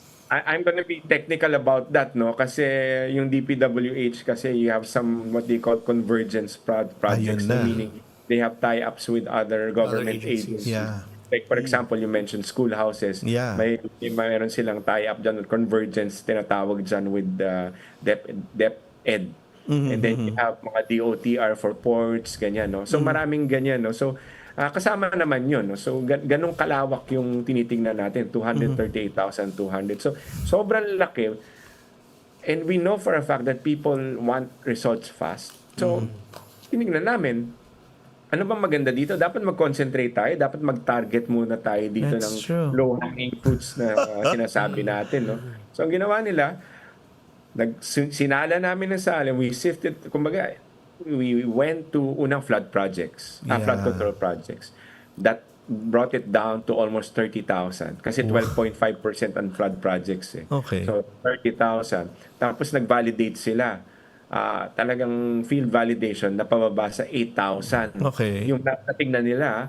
And dun sa 8,000 na yon, binaba pa namin para mas kumbaga kasi if you look at the entire picture, you're gonna think it's gonna be an impossible task. That's So true. tinitingnan namin ng isa-isa. Ano ba yung madali ditong ma-prove sa korte? Yeah. Yung Ghost Project. Di ba? So yung Ghost Project ngayon, napababa sa 421. Okay. 421 pa rin yun. Ilan pa lang kami dito. But concentrate on that para mapabilis. But you won't you'll still deal with the other cases, no? Oh yes, because we're mandated to do that. So pero prioritize na. As we build our capacity, kasi yung absorptive capacity namin right now, iilan lang kami dito, mga volunteers pa nga dahil hindi pa na-aprobahan yung plantilla namin. No? So pagka dumating na yung mga abogado namin, yung mga engineers namin, and that's another process, no? Kasi mag-hire pa kami.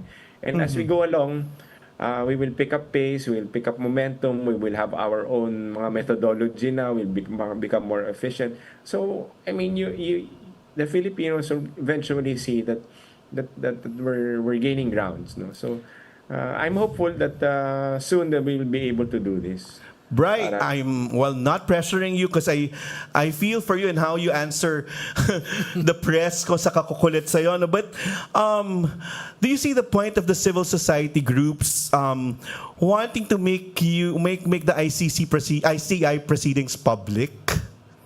Yeah, it's been thought of. It's been discussed by the commission carefully. Yeah. Talaga pakikinggan namin yung mga Kasi Bri, it's been the third week na walang public, di ba? Public trial or at least proceedings, no? If you allow me to explain that. Yeah. Kasi yung ICI kasi is investigative in the sense that we yung mga ini-invite namin, like for example the Discayas, yung mga ibang DPWH officials, nag-iingat rin kami. Yeah.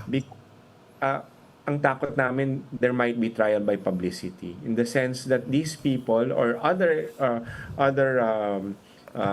resource persons na i-invite namin might just mention names and we don't even know because we haven't really gone that deep, no? If these people are really guilty.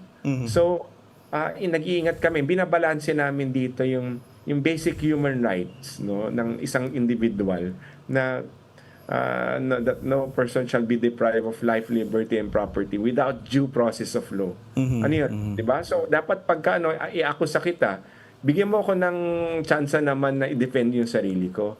Ang nakikita namin kasi dito, pagka one way ka, kasi inquisitorial ka, investigative ka pa lang, meaning, for example, nasa police ka, meron kang investiga, hindi naman open yun to the public, di ba? So, ang takot namin dyan is trial by publicity and we don't want the ICI to be used for any political agenda. That's true naman. Well, pinag-usapan namin ni Ricky kanina yung performative politics. So parang, pero kasi yung members naman ng board, no, hindi naman politiko, di ba? Parang hindi yan acting for the cameras para to get the people's votes by 2028. Kaya the public would like to see, galing ba yung questions? Paano nila tanungin yung mga resource persons? But I think his point is, you could have a witness on the stand and he could start naming names without any evidence, and then right away makita na, maisip ng tao na guilty siya. So I get kung bakit sila nag-iingat. But I was wondering also, Attorney Brian, is there a way to balance those very legitimate concerns with the public demand for transparency? Maybe not having a live camera there, but is there some way that summaries can be provided or something to make the public feel like they understand what's happening? That's why, as much as possible, whenever there are matters that in a way would be safe to share to the public, I do that. I mean, I go to the press and to the media almost every day this time, because I want to inform them that's happening. And that's the compromise. And another thing, we submitted our initial referral to the Office of the Ombudsman, I think 2 weeks ago. And immediately after we submitted that, we gave copies to the media. To the We had press. soft copies, hard copies, wherein the people or the media can read it. And you will see the basis of the ICI on why we filed it. No? That in a way, we're that's the balance that we're trying to do here. No, natatakot kami baka mamaya sabihin ng isang testigo diyan, kasi natatakot rin kami na baka mamaya mini-mislead kami. Totoo rin. Mini-mislead rin yung taong bayan para guluhin lang lahat. No, baka mamaya sabihin ng isa doon, alam niyo si Noel kasama yung binigyan ko yan paano ka naman, nakikinig ka lang doon tapos biglang binanggit yung pangalan. Nadawit ka na agad. In fact, under the Constitution, ito na naman, naglumabas yung pagka-abogado. yung public hearing kasi, sa judicial proceedings yan meaning nandun ka na sa korte. Why? Because when somebody accuses you, right after he says may something, evidence I can cross-examine you. Yes. Diba? So, in a way, mapoprotektahan mo yung sarili mo. In this case, one way pa lang ang narrative mo Yeah. So, I mean, there's gonna be time, for example, may sinabi, si Mr. X o si Congressman X, binigyan ko yan ng pera. Sinabing ganun. It will take time for that person to be invited by the ICI if the commission even decides to invite him. Paano kung hindi na imbitahin? Paano naman yun, di ba? Totoo yan. Nagkaroon na ng trial by publicity, na napako na natin sa krus yung tao na baka inosente, di ba? Pero pwede rin naman, but we just want to be safe. Okay. Yun yung tinatawag ng hierarchy of right. Ang hirap kasi, trillion yan. Well, you would understand, no? If you lose ₱1 trillion, tas biglang yung mga tao talagang gusto makita paano sagutin or paano maging accountable. But, well, because nga 3 weeks na, Brian, na walang public hearing, ang dami ring lumalabas sa mga balita like what Tulfo came up with, no? Na nagwala daw si Mark Villar when he was there as a resource person. What really happened there? I came up with I denied that. No? Okay. I said that in all ICI proceedings, everything's orderly. In fact, I denied that. Saan nanggaling yun? Parang ako, parang may mga tao ba inside, or would it have been easier if you had a reporter there naman to parang be the one to tell the public also, or aside from you, a third party? So as to the motive behind that, I have no idea. But the fact is, it did happen. It didn't happen. So how was his testimonial? Well, how did that happen there? Kasi grabe, nagwala siya, nagalit, ganun. Yun yung si Mark Villar when he went there daw. Wala nangyari doon. It was just really formal, and very formal kasi ang ang ICI. I don't know if we've started sharing video clips before and after the hearings, and you will see it's a very formal what do you call this, proceedings, in the sense that there's no fanfare. Even limited nga yung mga tao doon I'm not comparing to any other investigation, but definitely kukonti lang yung camera. Tatlo lang yata yun. But everything's recorded. I assure you. Okay.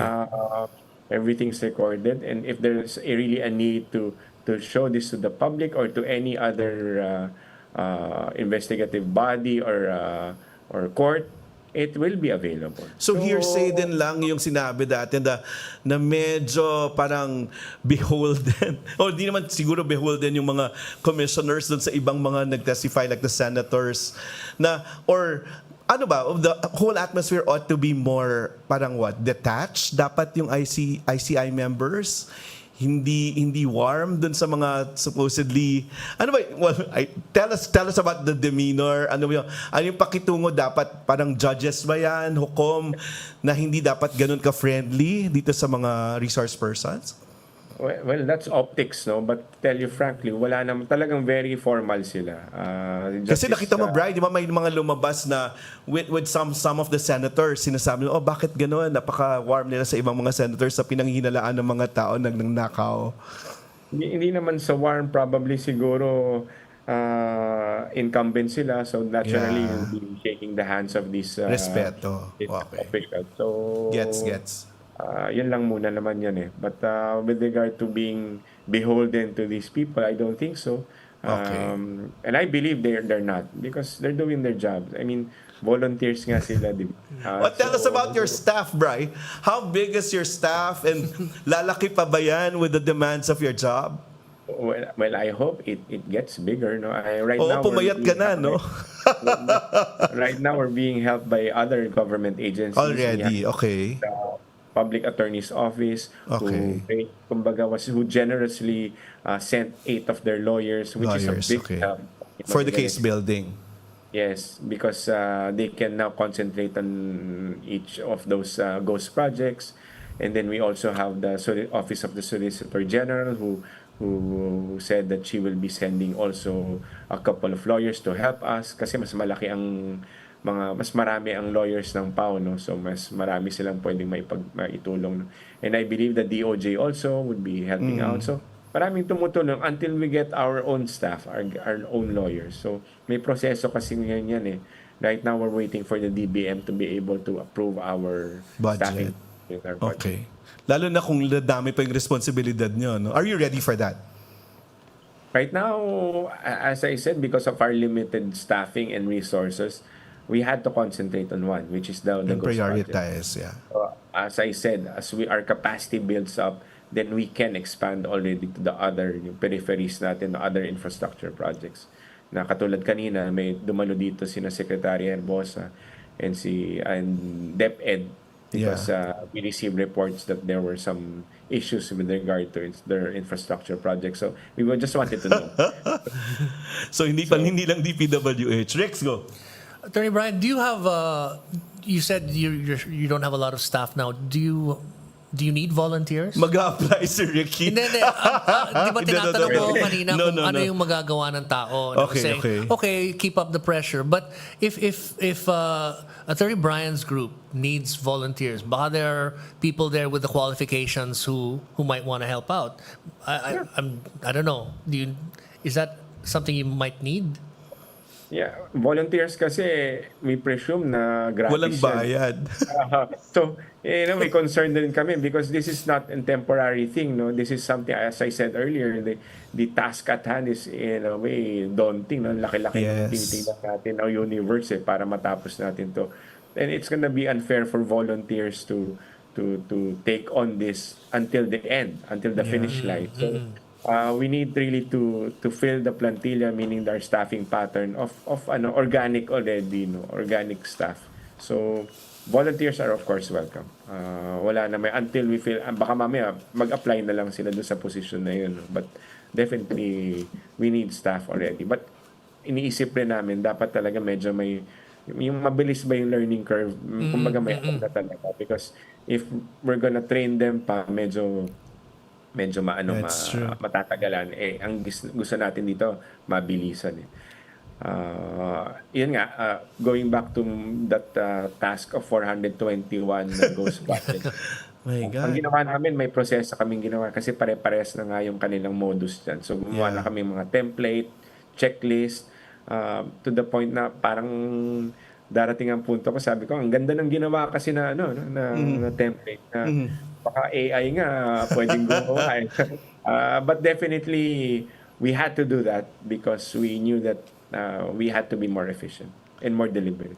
bright targets. What can the people expect na output from ICI in the next few weeks or next months? Yeah, in the press conference this Monday, we said that we're targeting at least 15 referrals to the ombudsman in 3 to 4 weeks. So, kung 4 weeks, and so mga 3 to 4 referrals a week. Okay. And then before Christmas, may kukulong. Sorry. Well, it's not for the ICI to decide on that. Oo nga It's really for the Gaano pa ombudsman. katagal yun? I'm no lawyer, but gaano katagal yung ganong proseso? Or... Yeah, as I said kanina, yung ombudsman kasi under the rules may 45 days yan. 45 kasi alam mo dyan, magsasagutan eh. Diba? For example, kunyari si contractor, si DPWH official X, di ba? Siya yung iniimbestigahan, siya yung kakasuhan. Bibigyan siya ng chance naman na magsumagot doon sa charges na yun. So, in a way, since may sagutan, there's gonna be an extended time to look into kasi bibigyan mo ng time na mabasa niya yung charges sa kanya, sasagutin niya yun, no? Yeah. Because of that, merong 45 days ang ombudsman. But as I said, kanina rin, ang gagawin daw nila, bibilisan daw nila. Pwede mapabilis. Rex, ikaw na magtanong. Sabi kasi ni Ricky kanina, yung mga contractor will only work kung may basbas ng mga senators at saka congressmen. Well, I guess we were discussing earlier, no? And maybe you can weigh in on it. We were saying, kung ikaw isang contractor and you want to get a contract, it may not be your choice to have to pay a bribe, right? Because that's an additional cost. So I guess what I'm saying is there's a lot of focus on the contractors and their lifestyles, but ultimately could they be the least guilty in the sense that who has the power to award the contract? Is it the lawmaker? Is it the DPWH? If you look at the power equation, parang could they be considered the least guilty?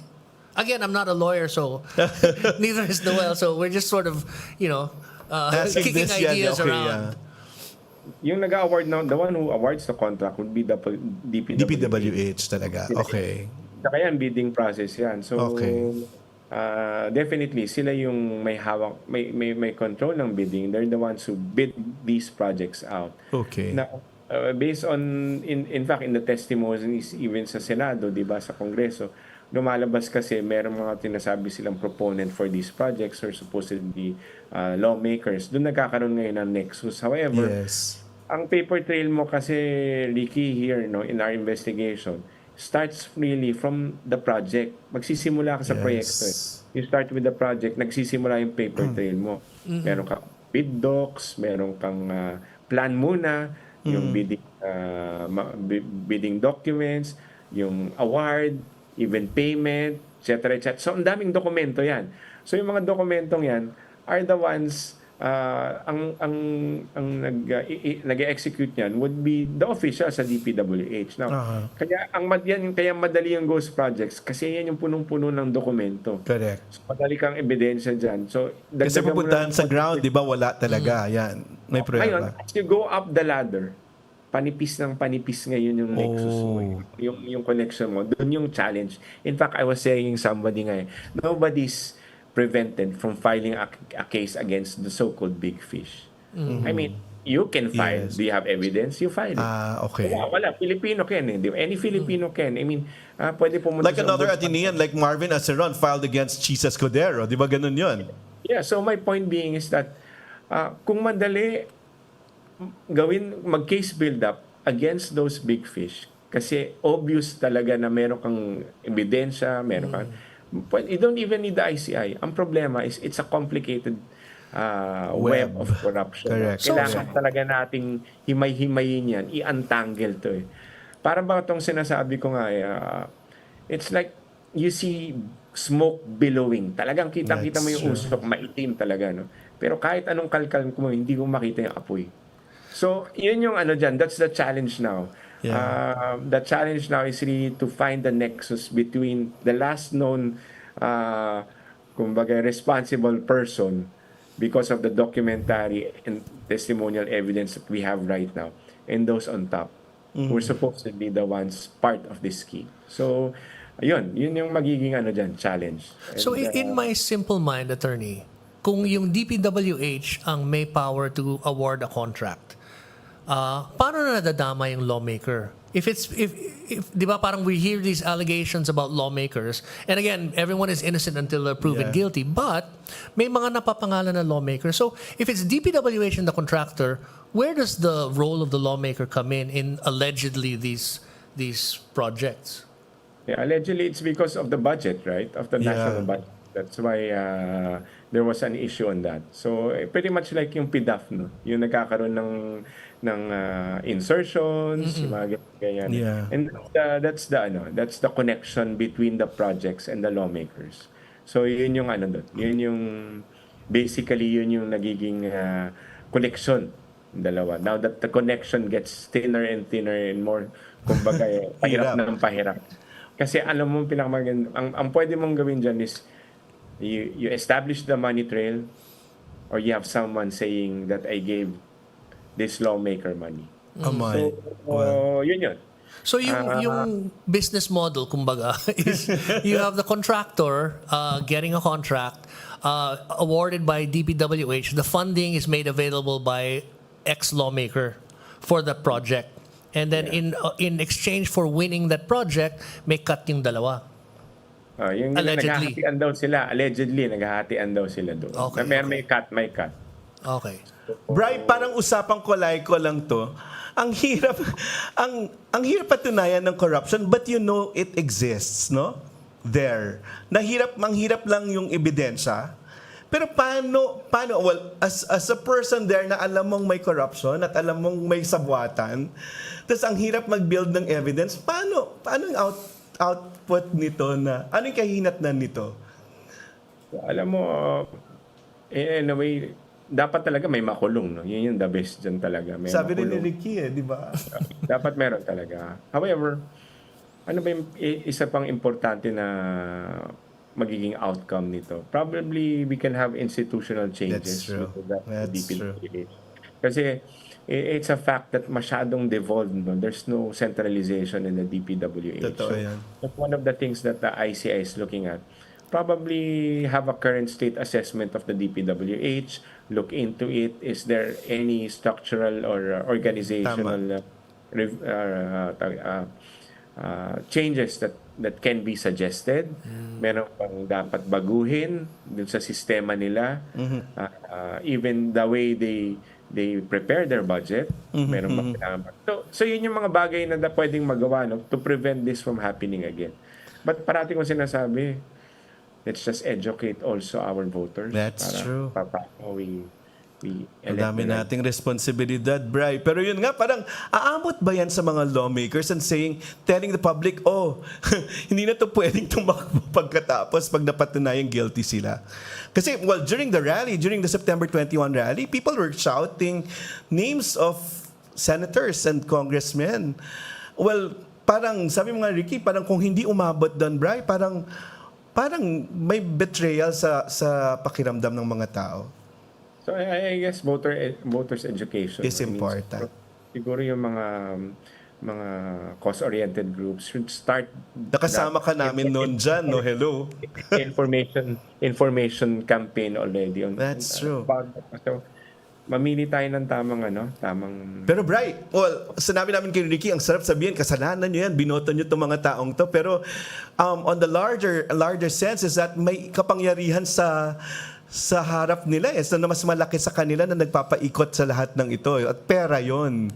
So, ang hirap kalaban ng pera, Bri. So, ayun, hanggang 2028. Kaya nga parang ang laki ng responsibilidad nyo dyan para nasalain na rin yung mga choices ng mga tao. Totoo, mahirap nga yung trabaho. But we're here. I mean... Yeah. Good you're there. Sorry, I have to ask this. Our oath to fulfill the mandate of the ICI. Sometimes it's just kuminsan kasi nakakapagod din, no, and you hear although ako hindi na ako talaga tumitingin sa social media, no, because the people who matter most to me would know me, no. So ang inaano ko diyan I'm just focused on the job. Good. We have a task here, and I just hope that we deliver, no? We deliver for the I Philippines. bet you would like assert that, and then if there's anything about us, ang lakas pa rin ng konsensya natin eh. So yun yata yung pag-iiralin dyan, no? Well, yung konsensya. But sorry, I have to ask this, right? Bray, since the ICC members are, well, sa viewers, so, no, are appointed by the president, ang tanong ng mga tao, ibang mga tao, can it go as far as investigating or making the president also appear as a resource person there? Kasi in the end, siya yung nag-sign ng budget. Well, you don't have to apologize for that, no? Ang sabi naman namin dito sa ICI, we will go wherever the evidence takes us, no? So, tingnan muna natin kung saan naabot yung ebidensya natin. And if there's kung saan man naabot yun, then we will see. Kung sino pang kailangan namin ipatawag sa ICI. But definitely, we know what to do right now.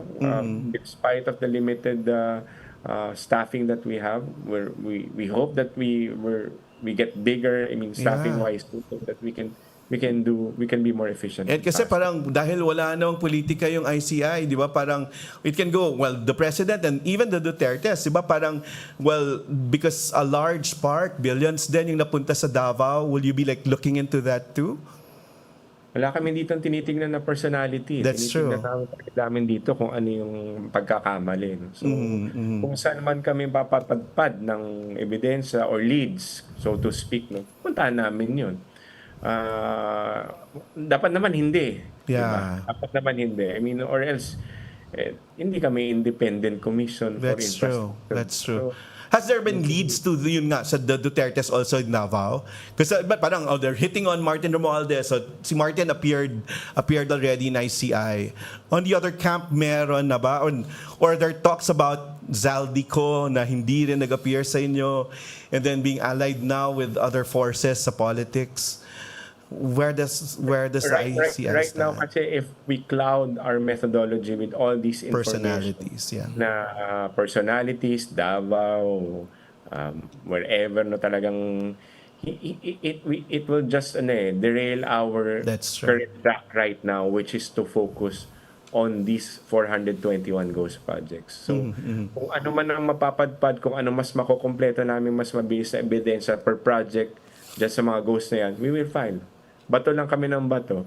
And it's up sa ombudsman to file this in court. No? So, hindi kami tumitingin. We're blinded by we're sa personalities. Ang parati ko ang sinasabi, we're fair. At the same time, fair in the sense that we don't look at personalities, but we're biased. We're biased against corruption. So yun yung parati kong sinasabi. That's very good. Being biased isn't a bad thing. In fact, sometimes I learned this from a mentor of mine. He said that sometimes bias gives you direction. So kung bias kami dito sa corruption, alam namin na dapat ito yung hahanapin namin.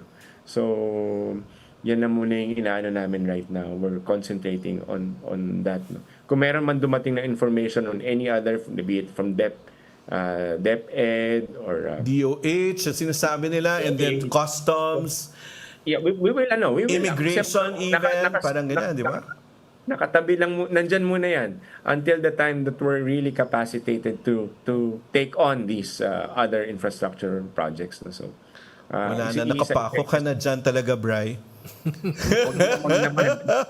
Baka tumanda na talaga ako ng gusto dito. But you like your job. Well, how is it? You like report to an office and then it's not an 8 to 5 thing, no? 8 to 5? It's more than that. It's longer than that. I mean, my work hours, I wake up at 4. I start at 5. And then I have to travel to work here. Then I stay almost up to this time. So, mamaya nga may interview pa ako ulit. So, it's really not 8 to 5 job. It's more than that. So what can you say to the people who were there September 21, who were asking for really bold stance on against corruption, right? Kasi there's another civil society effort. Well, actually, every week, every Friday, naka-white ka din, anti-corruption color every Friday. So, naka-white tayo. Pero November 30th is a major, big rally again para to reiterate lang yung commitment ng mga tao. So, okay yung nagmamatsyag yung mga tao, no? Yeah. No let up. Of course, we don't want corruption, no? Yeah. We don't want this happening again. Ayaw namin yan, no? So, and that's the people's, in fact, duty to remind the government, to remind our leaders that we don't like corruption. However, ang pakiusap ko lang is we have to trust the system. Still, the process, yes. We have to trust the rule of law. We don't want mob rule. We don't want anarchy. Because if that happens, what will happen to our children? I mean, that will take us a decade or 2 decades back. It's not worth it. I mean, we can make a stand together against corruption at the same time still following the rule of law. I mean, we're all civilized naman tayo dito, no? I think we have to trust still the system and as I said, find a way to really put the right people to be in a position to make change, no? For the better. So at least you're there where you can make a change. So you don't have to be elected. At least you're placed there. But what's your measure of success in your stint there, Bri? What's your pinaka goal na sasabihin mo, I've done well? Siguro I could probably say, aside from the fact that we bring those responsible to justice, either mapasuhan yan, makulong yung mga yan. But for me, it's very important is the institutional change that we can That's probably... true, no? Na kahit sino yung leader, dapat magstay yung system, yung institutional changes, changes that will be sustainable in the sense that corruption will be hard for them. No? That's true. We have to be thinking out of the box. Ang naisip ko pa nga dyan, probably there can be a law creating a kasi galing ako sa GCG, creating a state-owned entity or GOCCs that will handle all these major infrastructure projects. Why? Kasi from one pocket to another yan, di ba? So ito, babayaran ko tong siguro say Philippine Infrastructure Corporation, di ba? Siyang gagawa ng mga anong corruption mo dyan? Sa supplies na lang yan. Pagbibili siya ng mga semento, ng mga bakal. Pero nevertheless, you also have GCG dyan to be act as a watchdog and oversight monitoring body for them. So maraming So those are the things that we have to look into and probably suggest. Kasi pagka matanggal yung equation na private entities, private contractors entering into this, mahirapan sila kasi ito na bakit ko pa i-award to dito sa baka mamaya may bahid pa ng corruption to. Ito na lang yung sa government-owned and controlled corporation na who will actually do this. No? But that's another debate for the Congress, for Congress. But that's one of my ideas. Okay, that's very good. That's very good. But Bri, what on the flip side now, kasi you rule, you rule a system the way you rule your family too, di ba? The bigger system, di ba? Ganun talaga, it starts there in your home. Di ko matanong si Ricky yan kasi wala naman siyang anak at saka wala naman siyang asawa now. Pero Brian, how do you tell your kids or your wife now your responsibility and you coming home late? Ano sinasabi mo? Kasi yun yung flip side and you can't totally sacrifice home life. Yun sa So what's your rule there to have the parang work-life balance?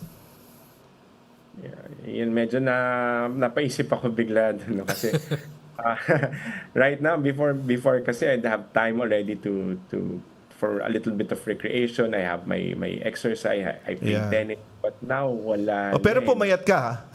You see your pictures, okay. Pero okay yan. Hindi ka pa naman mukhang ngarag. But then quality time at home kasi parang di ba you rule your country the way you rule your family. So weekends I make sure I'm at home. I excuse myself from interviews because for me that's for my family. I mean, kahit papaano I need to have time with them. So maraming nagtatanong sa akin kung pwede magpa-interview ng Saturday or Sunday, but I politely ask them if it's okay. Na family time. They'll respect you naman for that, no? Kasi family time din dapat ng mga tao. But what do you tell your children or your wife? pag sinasabing, uy, nasasobrahan ka ng trabaho? Actually, my wife was scared at the time that she learned that I was gonna be the executive director of ICI because she knew that I'm gonna be bashed, I'm gonna be a target. No matter how good your intentions would be, she knew that. But she knew me as a person. So, one time yata, nandun siya sa tennis court and with my barkado, wala ako doon. Nawala ka na. Naiyak na. Siya yung nandun, ako wala. Naiyak na lang siya. Because she felt na, what's this? So, anong mangyari? But Brian wants to do this. So, wala. Full support naman sila. And my kids, they're all adults now. One is in law school and the other one's working already. Okay. Hindi na sila, they're not in, simple lang naman yung mga yan Hindi na sila masyado nag-social media. So, yun yung effect sa kanila, no? Kasi, at ikaw wala ka sa social media. It's trying to tag you, It's trying to tag you with the publicity material of this. Parang wala ka talaga sa social media, di ba? Oo, wala I only get or lurker information from my wife, ganyan. But then again, ayaw na rin niya because pati siya nasasaktan. So yun yung ano doon. So that's the downside of me being here. But I mean, But what is the worst thing said about you na medyo nasaktan yung misis mo? At saka Ricky, you have to learn from him, as in college relationship, sabi nila yun yung maganda, your relationship stemmed from school, di ba? Na hanggang ngayon faithful. Rick, si Rick nakatatlo na. Oy. So yun parang Bri, paano yun? Parang ikaw, what do you mean? Parang how do you, what was the worst thing said that you parang you had to like calm your wife and say, okay lang yan? I guess they're saying to the that, person, no? I'm beholden to these people. I mean, the ICI isn't really that independent. They're cooking things, ganyan. But I mean, we know for a fact that we're not. We're just doing our jobs. It's just difficult. So mahirap mag-deliver right now But we know the people are really mad, angry, and frustrated about this. Which is actually good, Brian, no? At least now, hindi natin pinapakawalan. Dati kasi pag inelect na natin yung mga tao, papabayaan na natin sila kung ano yung performance. And at least now, people are watching the public officials. Yeah. Somehow. Tama yun. I mean, dapat talaga parating nakabantay tayo kasi ito, ang tagal yata siguro tayo hindi nakabantay. Kaya nanganak, lumaki hanggang naging ganito. No? So, we have to be constantly vigilant about this and we have to be mindful of, siguro, we have to know who these people, honest people are talaga. No? And we have to support them. Diba? We have to support at the same time, trust the system pa rin. Kasi kung walang sistema, mag-back down tayo di ba? Ang problema natin, because of our democratic system, our judicial system, talagang mayroon due process and it takes time.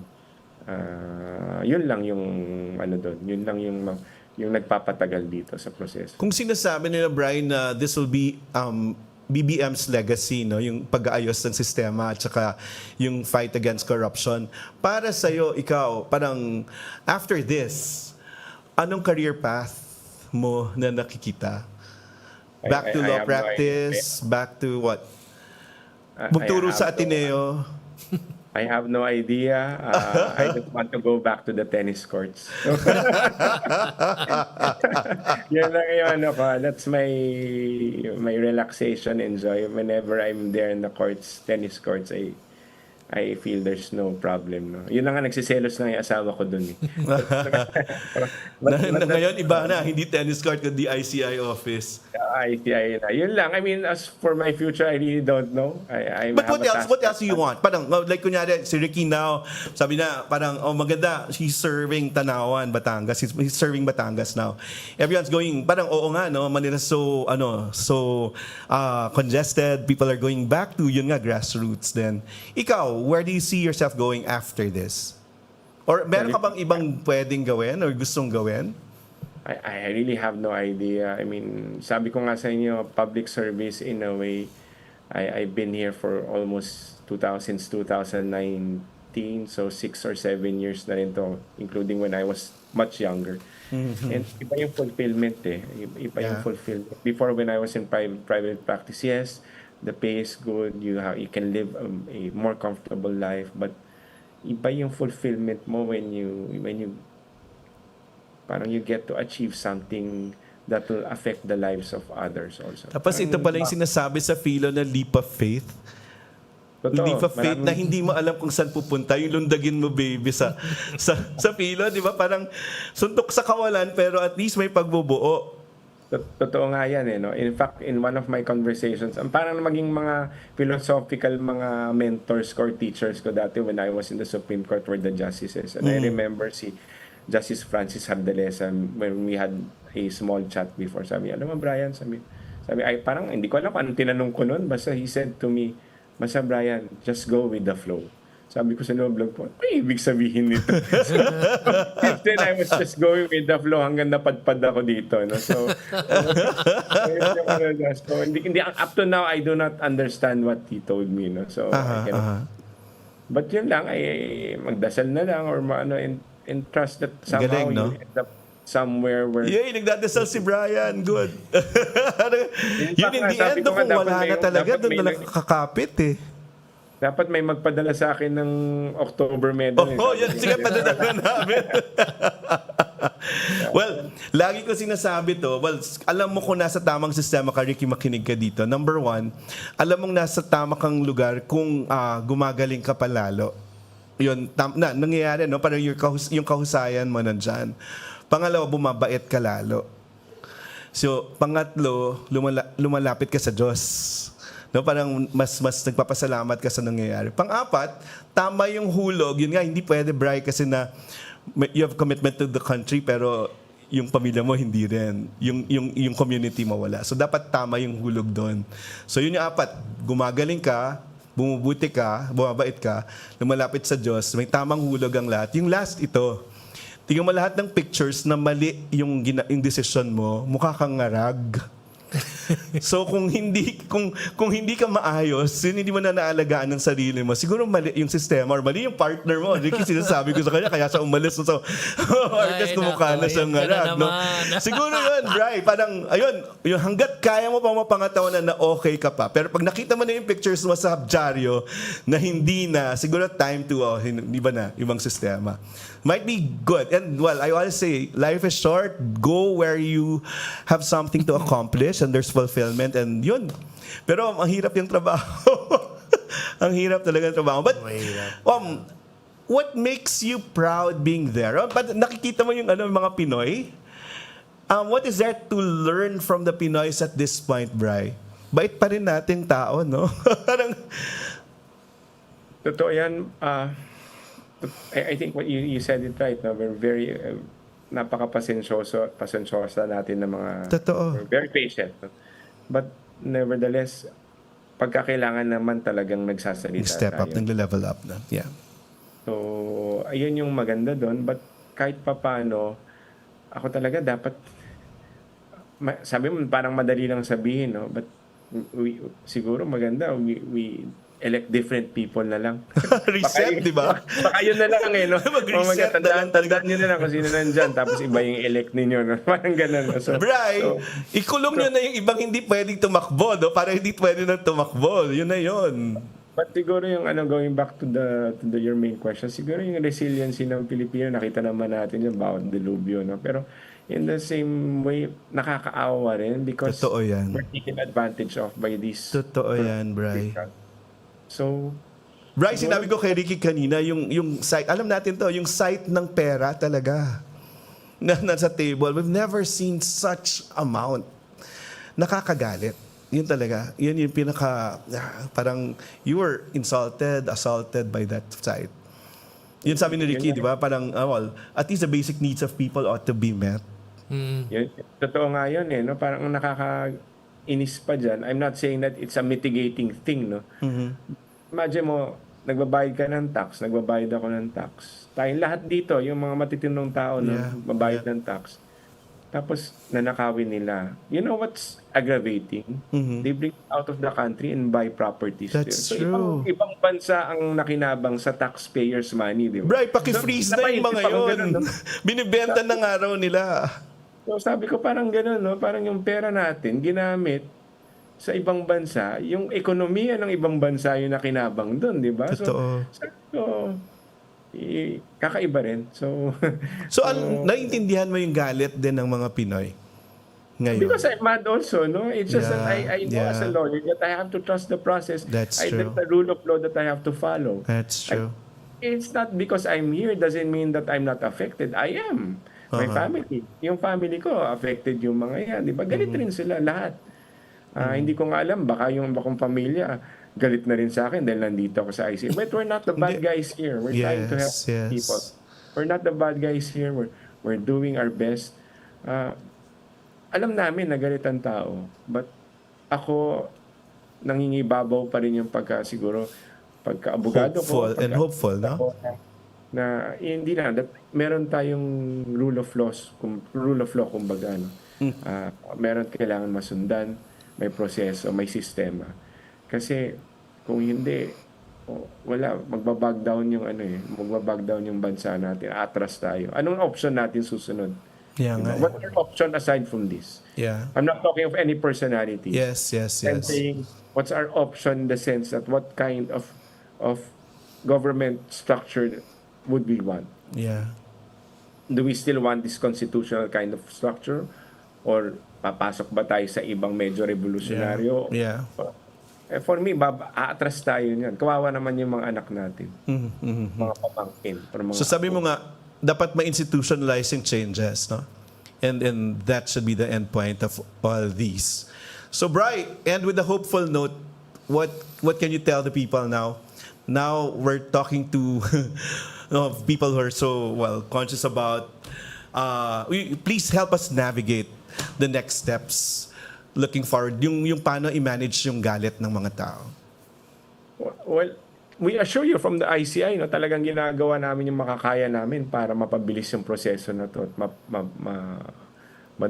maparusahan yung mga taong may kasalanan talaga, no? But it's not a simple thing. I already showed you the figures. Data kami from the DPWH. It's a huge task in front of us.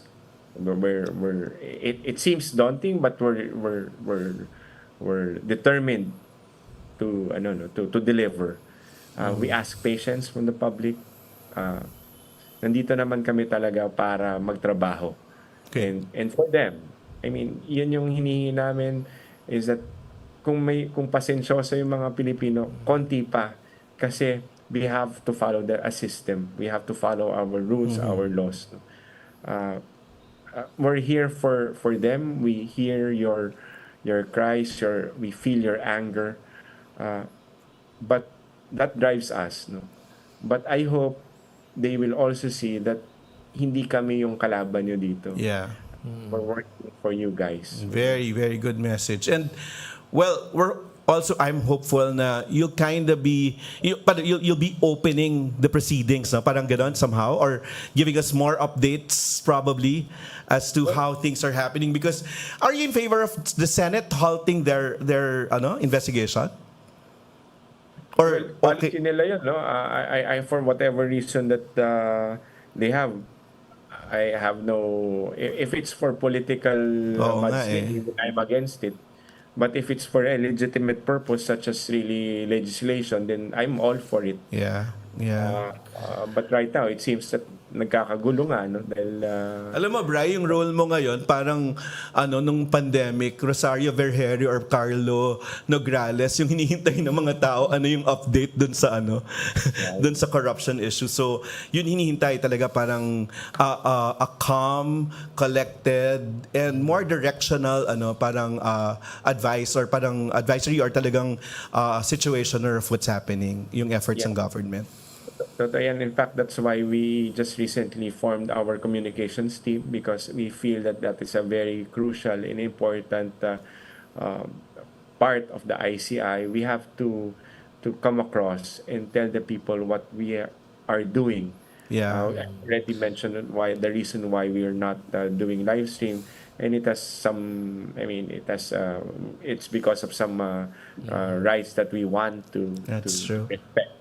However, as far as information is concerned, we want to bring this to the people or to the Filipinos as often as we can. So, isa yan sa tinitingnan talaga namin ngayon. Yun yung meron na kami. Although, madadagdagan pa sana para mas mapabilis yung aming pagbalita sa tao. No, I guess yung mga lawmakers will just give you the mandate, or I hope the president sees the importance of bridging that kind of information to the public, kasi yun. Pero maraming salamat, Bright. Kung gusto mong huminga, nandito lang kami sa Atty to support you. May malaki yung gym, yung covered courts. At namin na dito, meron na kaming talipapa ni Iggy dito kay Tanging Yawan, kay Father Manoling. Mas mura yung gulay dito. So, yun yung pwede kang makahinga. Hindi ko pa nakikita yung bagong yung Blue Eagle Gym. I haven't been there. Oh, dyan na nag-UAP ngayon. Oo nga napapanood. Pati nga yun, di ko na napapanood ngayon. Alam mo ba yung joke ngayon? Alam mong medyo galit yung mga tao. Yun yung mga hindi nagagawa daw ng mga diskayas, yung mga lawmakers, yung mga public concerts, hindi sila pwede manood ng Mariah Carey, Babyface. Kasi sa galit ng tao, di ba? Hindi rin sila, cheer talaga. As in, hindi rin sila makapanood ng UAP at NCAA games. So ikaw, sa tingin ko naman, i-cheer ka pa rin ng mga tao at sabihin nakasuporta kami sa'yo. Yeah. Yun. Oo naman. Yun. Brian, we wish you luck and we thank you for your service. Salamat. At sana you can visit us here kung meron kang oras isang Friday. Pero umuwi ka muna sa bahay mo kasi napakalimitado ng oras. At saka sabi ni Paul, kasi nagsimula kami sa yearbook dito, may ages kami. Sa law school daw, nag-contribute daw kayo ng pera para sa yearbook. Kasi wala akong makitang grad picture mo kasi never daw lumabas yung yearbook niya, pero so may corruption din ba doon? That's another story, Papatawag ng ICI yung mga persons responsible for that. Just joking lang. Doon kasi wala kami makuhang grad pic mo. Sabi sa law school, pero may issue dyan. Hindi nalabas yung yearbook ninyo, pero nagbayad daw kayo. Anyway, salamat, Bri. Pero yun, thank you. And yun, continue that service to the Filipino. Thank you. Nandito lang kami nakasuporta. Salamat. This is one of your pinaka-relaxed interviews at tumatawa ka.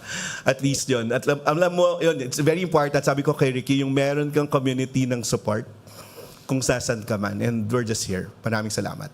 Thank you very much, Noel. Thank you. We'll see you. Thank you. Thank you, Bas. So, Rix, ikaw naman, what is there to I should have not let you have my picture. Why? No, at least merong lumabas. I think sina Deck Go were the ones who did this. Deck who's now... He's our batchmate. Who's now, di ba, with the president. Yeah. Parang advisor for economics. And doing a good job, I must say. Yes. And parang, di ba, umalis din siya sa Robinson's Land to help the president. But Rex, what is there to learn about the Filipinos after all these talks? Ako, feeling ko may hangganan yung pasensya ng tao. Totoo rin And naman. we might be there already. Talaga. Right? Paano yung rule of law na sinasabi ni Bri? Well, prove to us that it still works. Yeah. We're in the streets. We want something to happen. I'm giving them the benefit of the doubt. I think Brian is truly there to try to untangle this mess. We give him the benefit of the doubt. We wish him luck. But at the same time, we're watching. That's true. And I think the Filipino people are watching, and they want to see some real outcomes here. Are we going the way Indonesia went and some other countries? Mahirap sabihin eh. You know, in Nepal, they actually burned down the house of one of the ministers. That's true. I don't think aabot tayo doon. But yun lang, hindi na makakapanood ng UAP games. Hanggang na lang. Hindi makakapanood ng Mariah concerts kasi nagagalit talaga yung mga tao eh. Pero I think people are still waiting for an outcome. And that's with them, with the ICI. With this whole thing. And ombudsman. Right? They want to see something happen. At sabi mo nga, hindi lang contractor. I think we need to find the most guilty, and people need to keep up the pressure. Alam mo itong pagbuo ng ICI, yung mga Senate hearings and this ombudsman action, that's all happening because people made their feelings known. If we were sitting there in our houses and not saying anything, none of this would have happened. That's true. So we give Brian the benefit of the doubt, but we keep up the pressure on everybody. on us, di ba? On Parang all of yan, us, yeah, na parang hindi enough yung mag-elect up ng mga tao sa office, bantayan mo sila. Maganda rin yung sinabi ni Brian na we need to start thinking about institutionalizing That's changes. true. No? That's true. So You started that, no? No, we need to think pero about- inalis lang yung SALN, yung pagpapaalis ng SALN during the next administration, di ba? That followed you. Yeah. Tas But I ngayon, mean, there bubukas are, ulit. yun nga na kayang i-undo yung mga nagagawa eh. So maybe we need to think of something more permanent in terms of change. Do we need this system? Sabi nga ni Brian, is this system still worth saving? Or do we need to start changing it? I mean, really meaningfully changing it. Do we need to consider Grabe, no? radical changes to our system of governments? Paulit-ulit si Brian saying, elect better leaders. Di ba nakakaiyak nung last elections? We really work towards parang sana the people see na we have good options. Pero ganun nangyari. Ako, Rix, have you given up on it? Parang, or tuloy pa rin? Or meron kasing ibang attitude na, okay, bahala na yung mga bata ngayon because you want them to lead. What's your take on that? I think the system needs to be seriously changed. Muna. Yeah, Okay. baguhin natin yung sistema. Okay. We need to take better care of our people. Yeah. And I don't know what that means. I'm not the genius in the Pero room paano to telling you how. But 2028, can you change the system? I don't know about that, and I'm not going to get into specifics. All I know is if someone, people need basic health care. Yeah. They need access to quality education. They need to be given the tools to make their lives better. And it's not happening. Right? So if it cannot be done under this system, open ako na baguhin yung sistema para when someone gets sick, when they have a heart attack or they have to have That's dialysis, true. they don't have to go bankrupt doing it. That's true. And everybody deserves that. That's So true. yun lang, di ba? Parang And go to your sector. Go to your Yeah. mother sector, which is And- media. Media. and What can the changes? system do that? Okay. Can this system is this system capable of doing that? So far, it has not delivered. Totoo eh. Di ba? So, are we... The should we- basic di ba? ones, no? Yun lang naman eh, di ba? People don't ask for much. They That's just ask to have a safety net, a basic safety net. And go back to the sector you're representing, or you've represented even, media. Ano yung pwedeng changes? For it to be a watchdog, really, no? I don't know. I've been out of it so long. But for people to ask questions, kasi, sorry, it's another discussion. When people have gone into vlogging and all, parang it seems people have stopped asking walang talk show sa media, palagi nasa social media na lifestyle interviews. It's complicated. It's Yeah, not. There's yeah. no simple answer. I Because know. What happens is with the advent of social media, public opinion has been diffused. That's true. And it's so difficult to reach consensus today about That's true. issues because dati kasi we may have disagreed on what to do, but we would agree on the facts. Yes. Today people the truth, no? Yeah, that's people true. openly disregard the facts and the truth if it Yeah. doesn't fit their ideology. Yeah. So how do you solve that now? It's beyond media. In some countries they look at regulation. I don't know. Yeah. I don't know what we can do, but parang it's not on media alone eh. That's true. Pero yun nga, parang Brian's commitment is institutionalize changes, do something in the ICI. You as a media personality, anong taya mo, Rix? I haven't been in your media next- for what? a decade. Basta Noel. kasi sinasabi ko dito, I'm doing Level Up. I'm doing this for Radyo Katipunan as and a means you're towards doing a good job. going towards viewers or electoral parang education eh. But I won't feature people here dapat properly curated, hindi lang because they're controversial. Sana we would want the magis, at least Ateneo, no? Yung the excellence and the commitment to be better people. So, yun yung how did I get here? Nagkamali No, ka. I know you're a good one.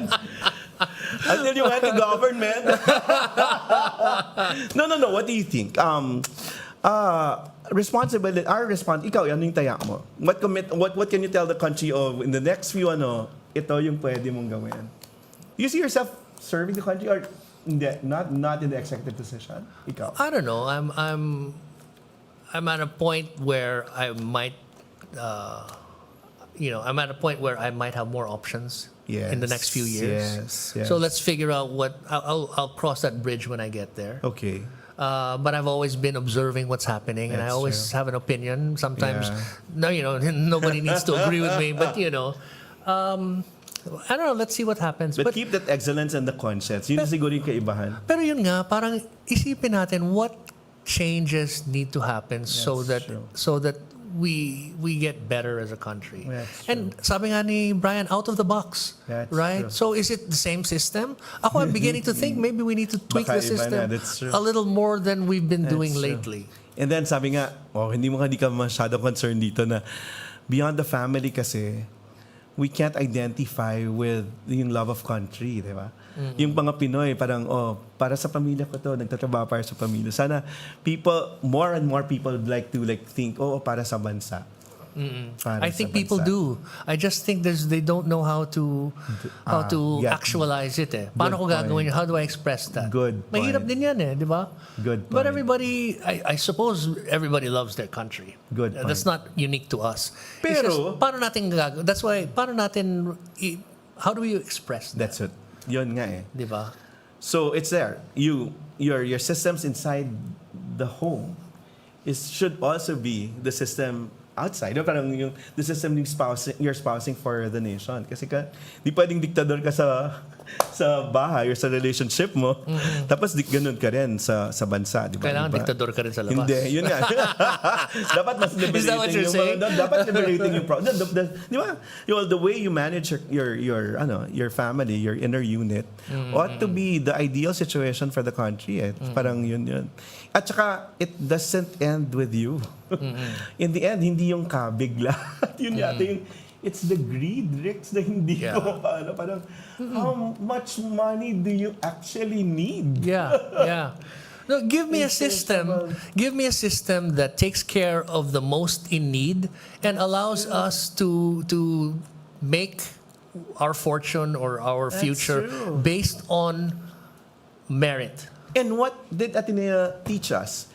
It was, I remember this, our Theology 141 teacher, Bobby Gab, would tell us, what we have in excess is taking away from other people who need it more. I don't see it as a zero-sum game, but I do think that if anything, Ateneo put inside me is the idea that we cannot just leave these other people to suffer. That's true. Kaya hindi natin pwedeng sabihin, kabahala kayo, kasalanan nyo yan. Hindi natin kaya yan Kahit ang sarap sabihin, di ba? Pero pag calamities, hindi, tayo pa rin yung unang tutulong. Yeah. Pero yun talaga, para labanan yung greed, yung palagi natin yung konsensya, doon titingin mo, parang philo-orals, no? What you have in excess is actually taking away from some people who might need it. So that's one way of equalizing things. Yun. Maraming salamat. Just a good, thank you for your time. Afternoon. Thank you very much. Matagal na natin hindi nakita, so it's good to see you this way. Nice way to and we have some community with Brian there, at least yun, parang alam mo, nasa tama pa rin yung konsensya, yung skill set, at saka lahat. Yeah, let's support him and let's help him do the right thing because it's gonna be hard. Okay. Next week, someone has given his commitment to be here. Who's that? Mayor Magalong ought to be here, and he said finally he has to be here next week. So we'll see. Kaalis rin niya sa ICI, no? But he might be doing something else for Baguio. At yun, gusto natin like Pasig, Quezon City. Saan ka nakatira? Batangas, no? Parang actually Makati. Makati. Most of the week I'm in Makati. Yan, parang sana, in the end, we can go back to our provinces, our own communities to develop. So yan. Maraming salamat. We continue to level up. Thank you, Ricky, and thank you, everyone. See you again next Friday here on Level Up at Radyo Katipunan. Thank you. Mga Katipuneros, it's time to level up. Your talk variety program showcasing the best in media and other fields. As we feature the most loved personalities and the best practices of what we truly refer to as Magis. Together with multi-awarded multimedia guru Mr. Noel Ferrer, let's all level up every Friday from 3 to 6 p.m. here on Radyo Katipunan 87.9 FM.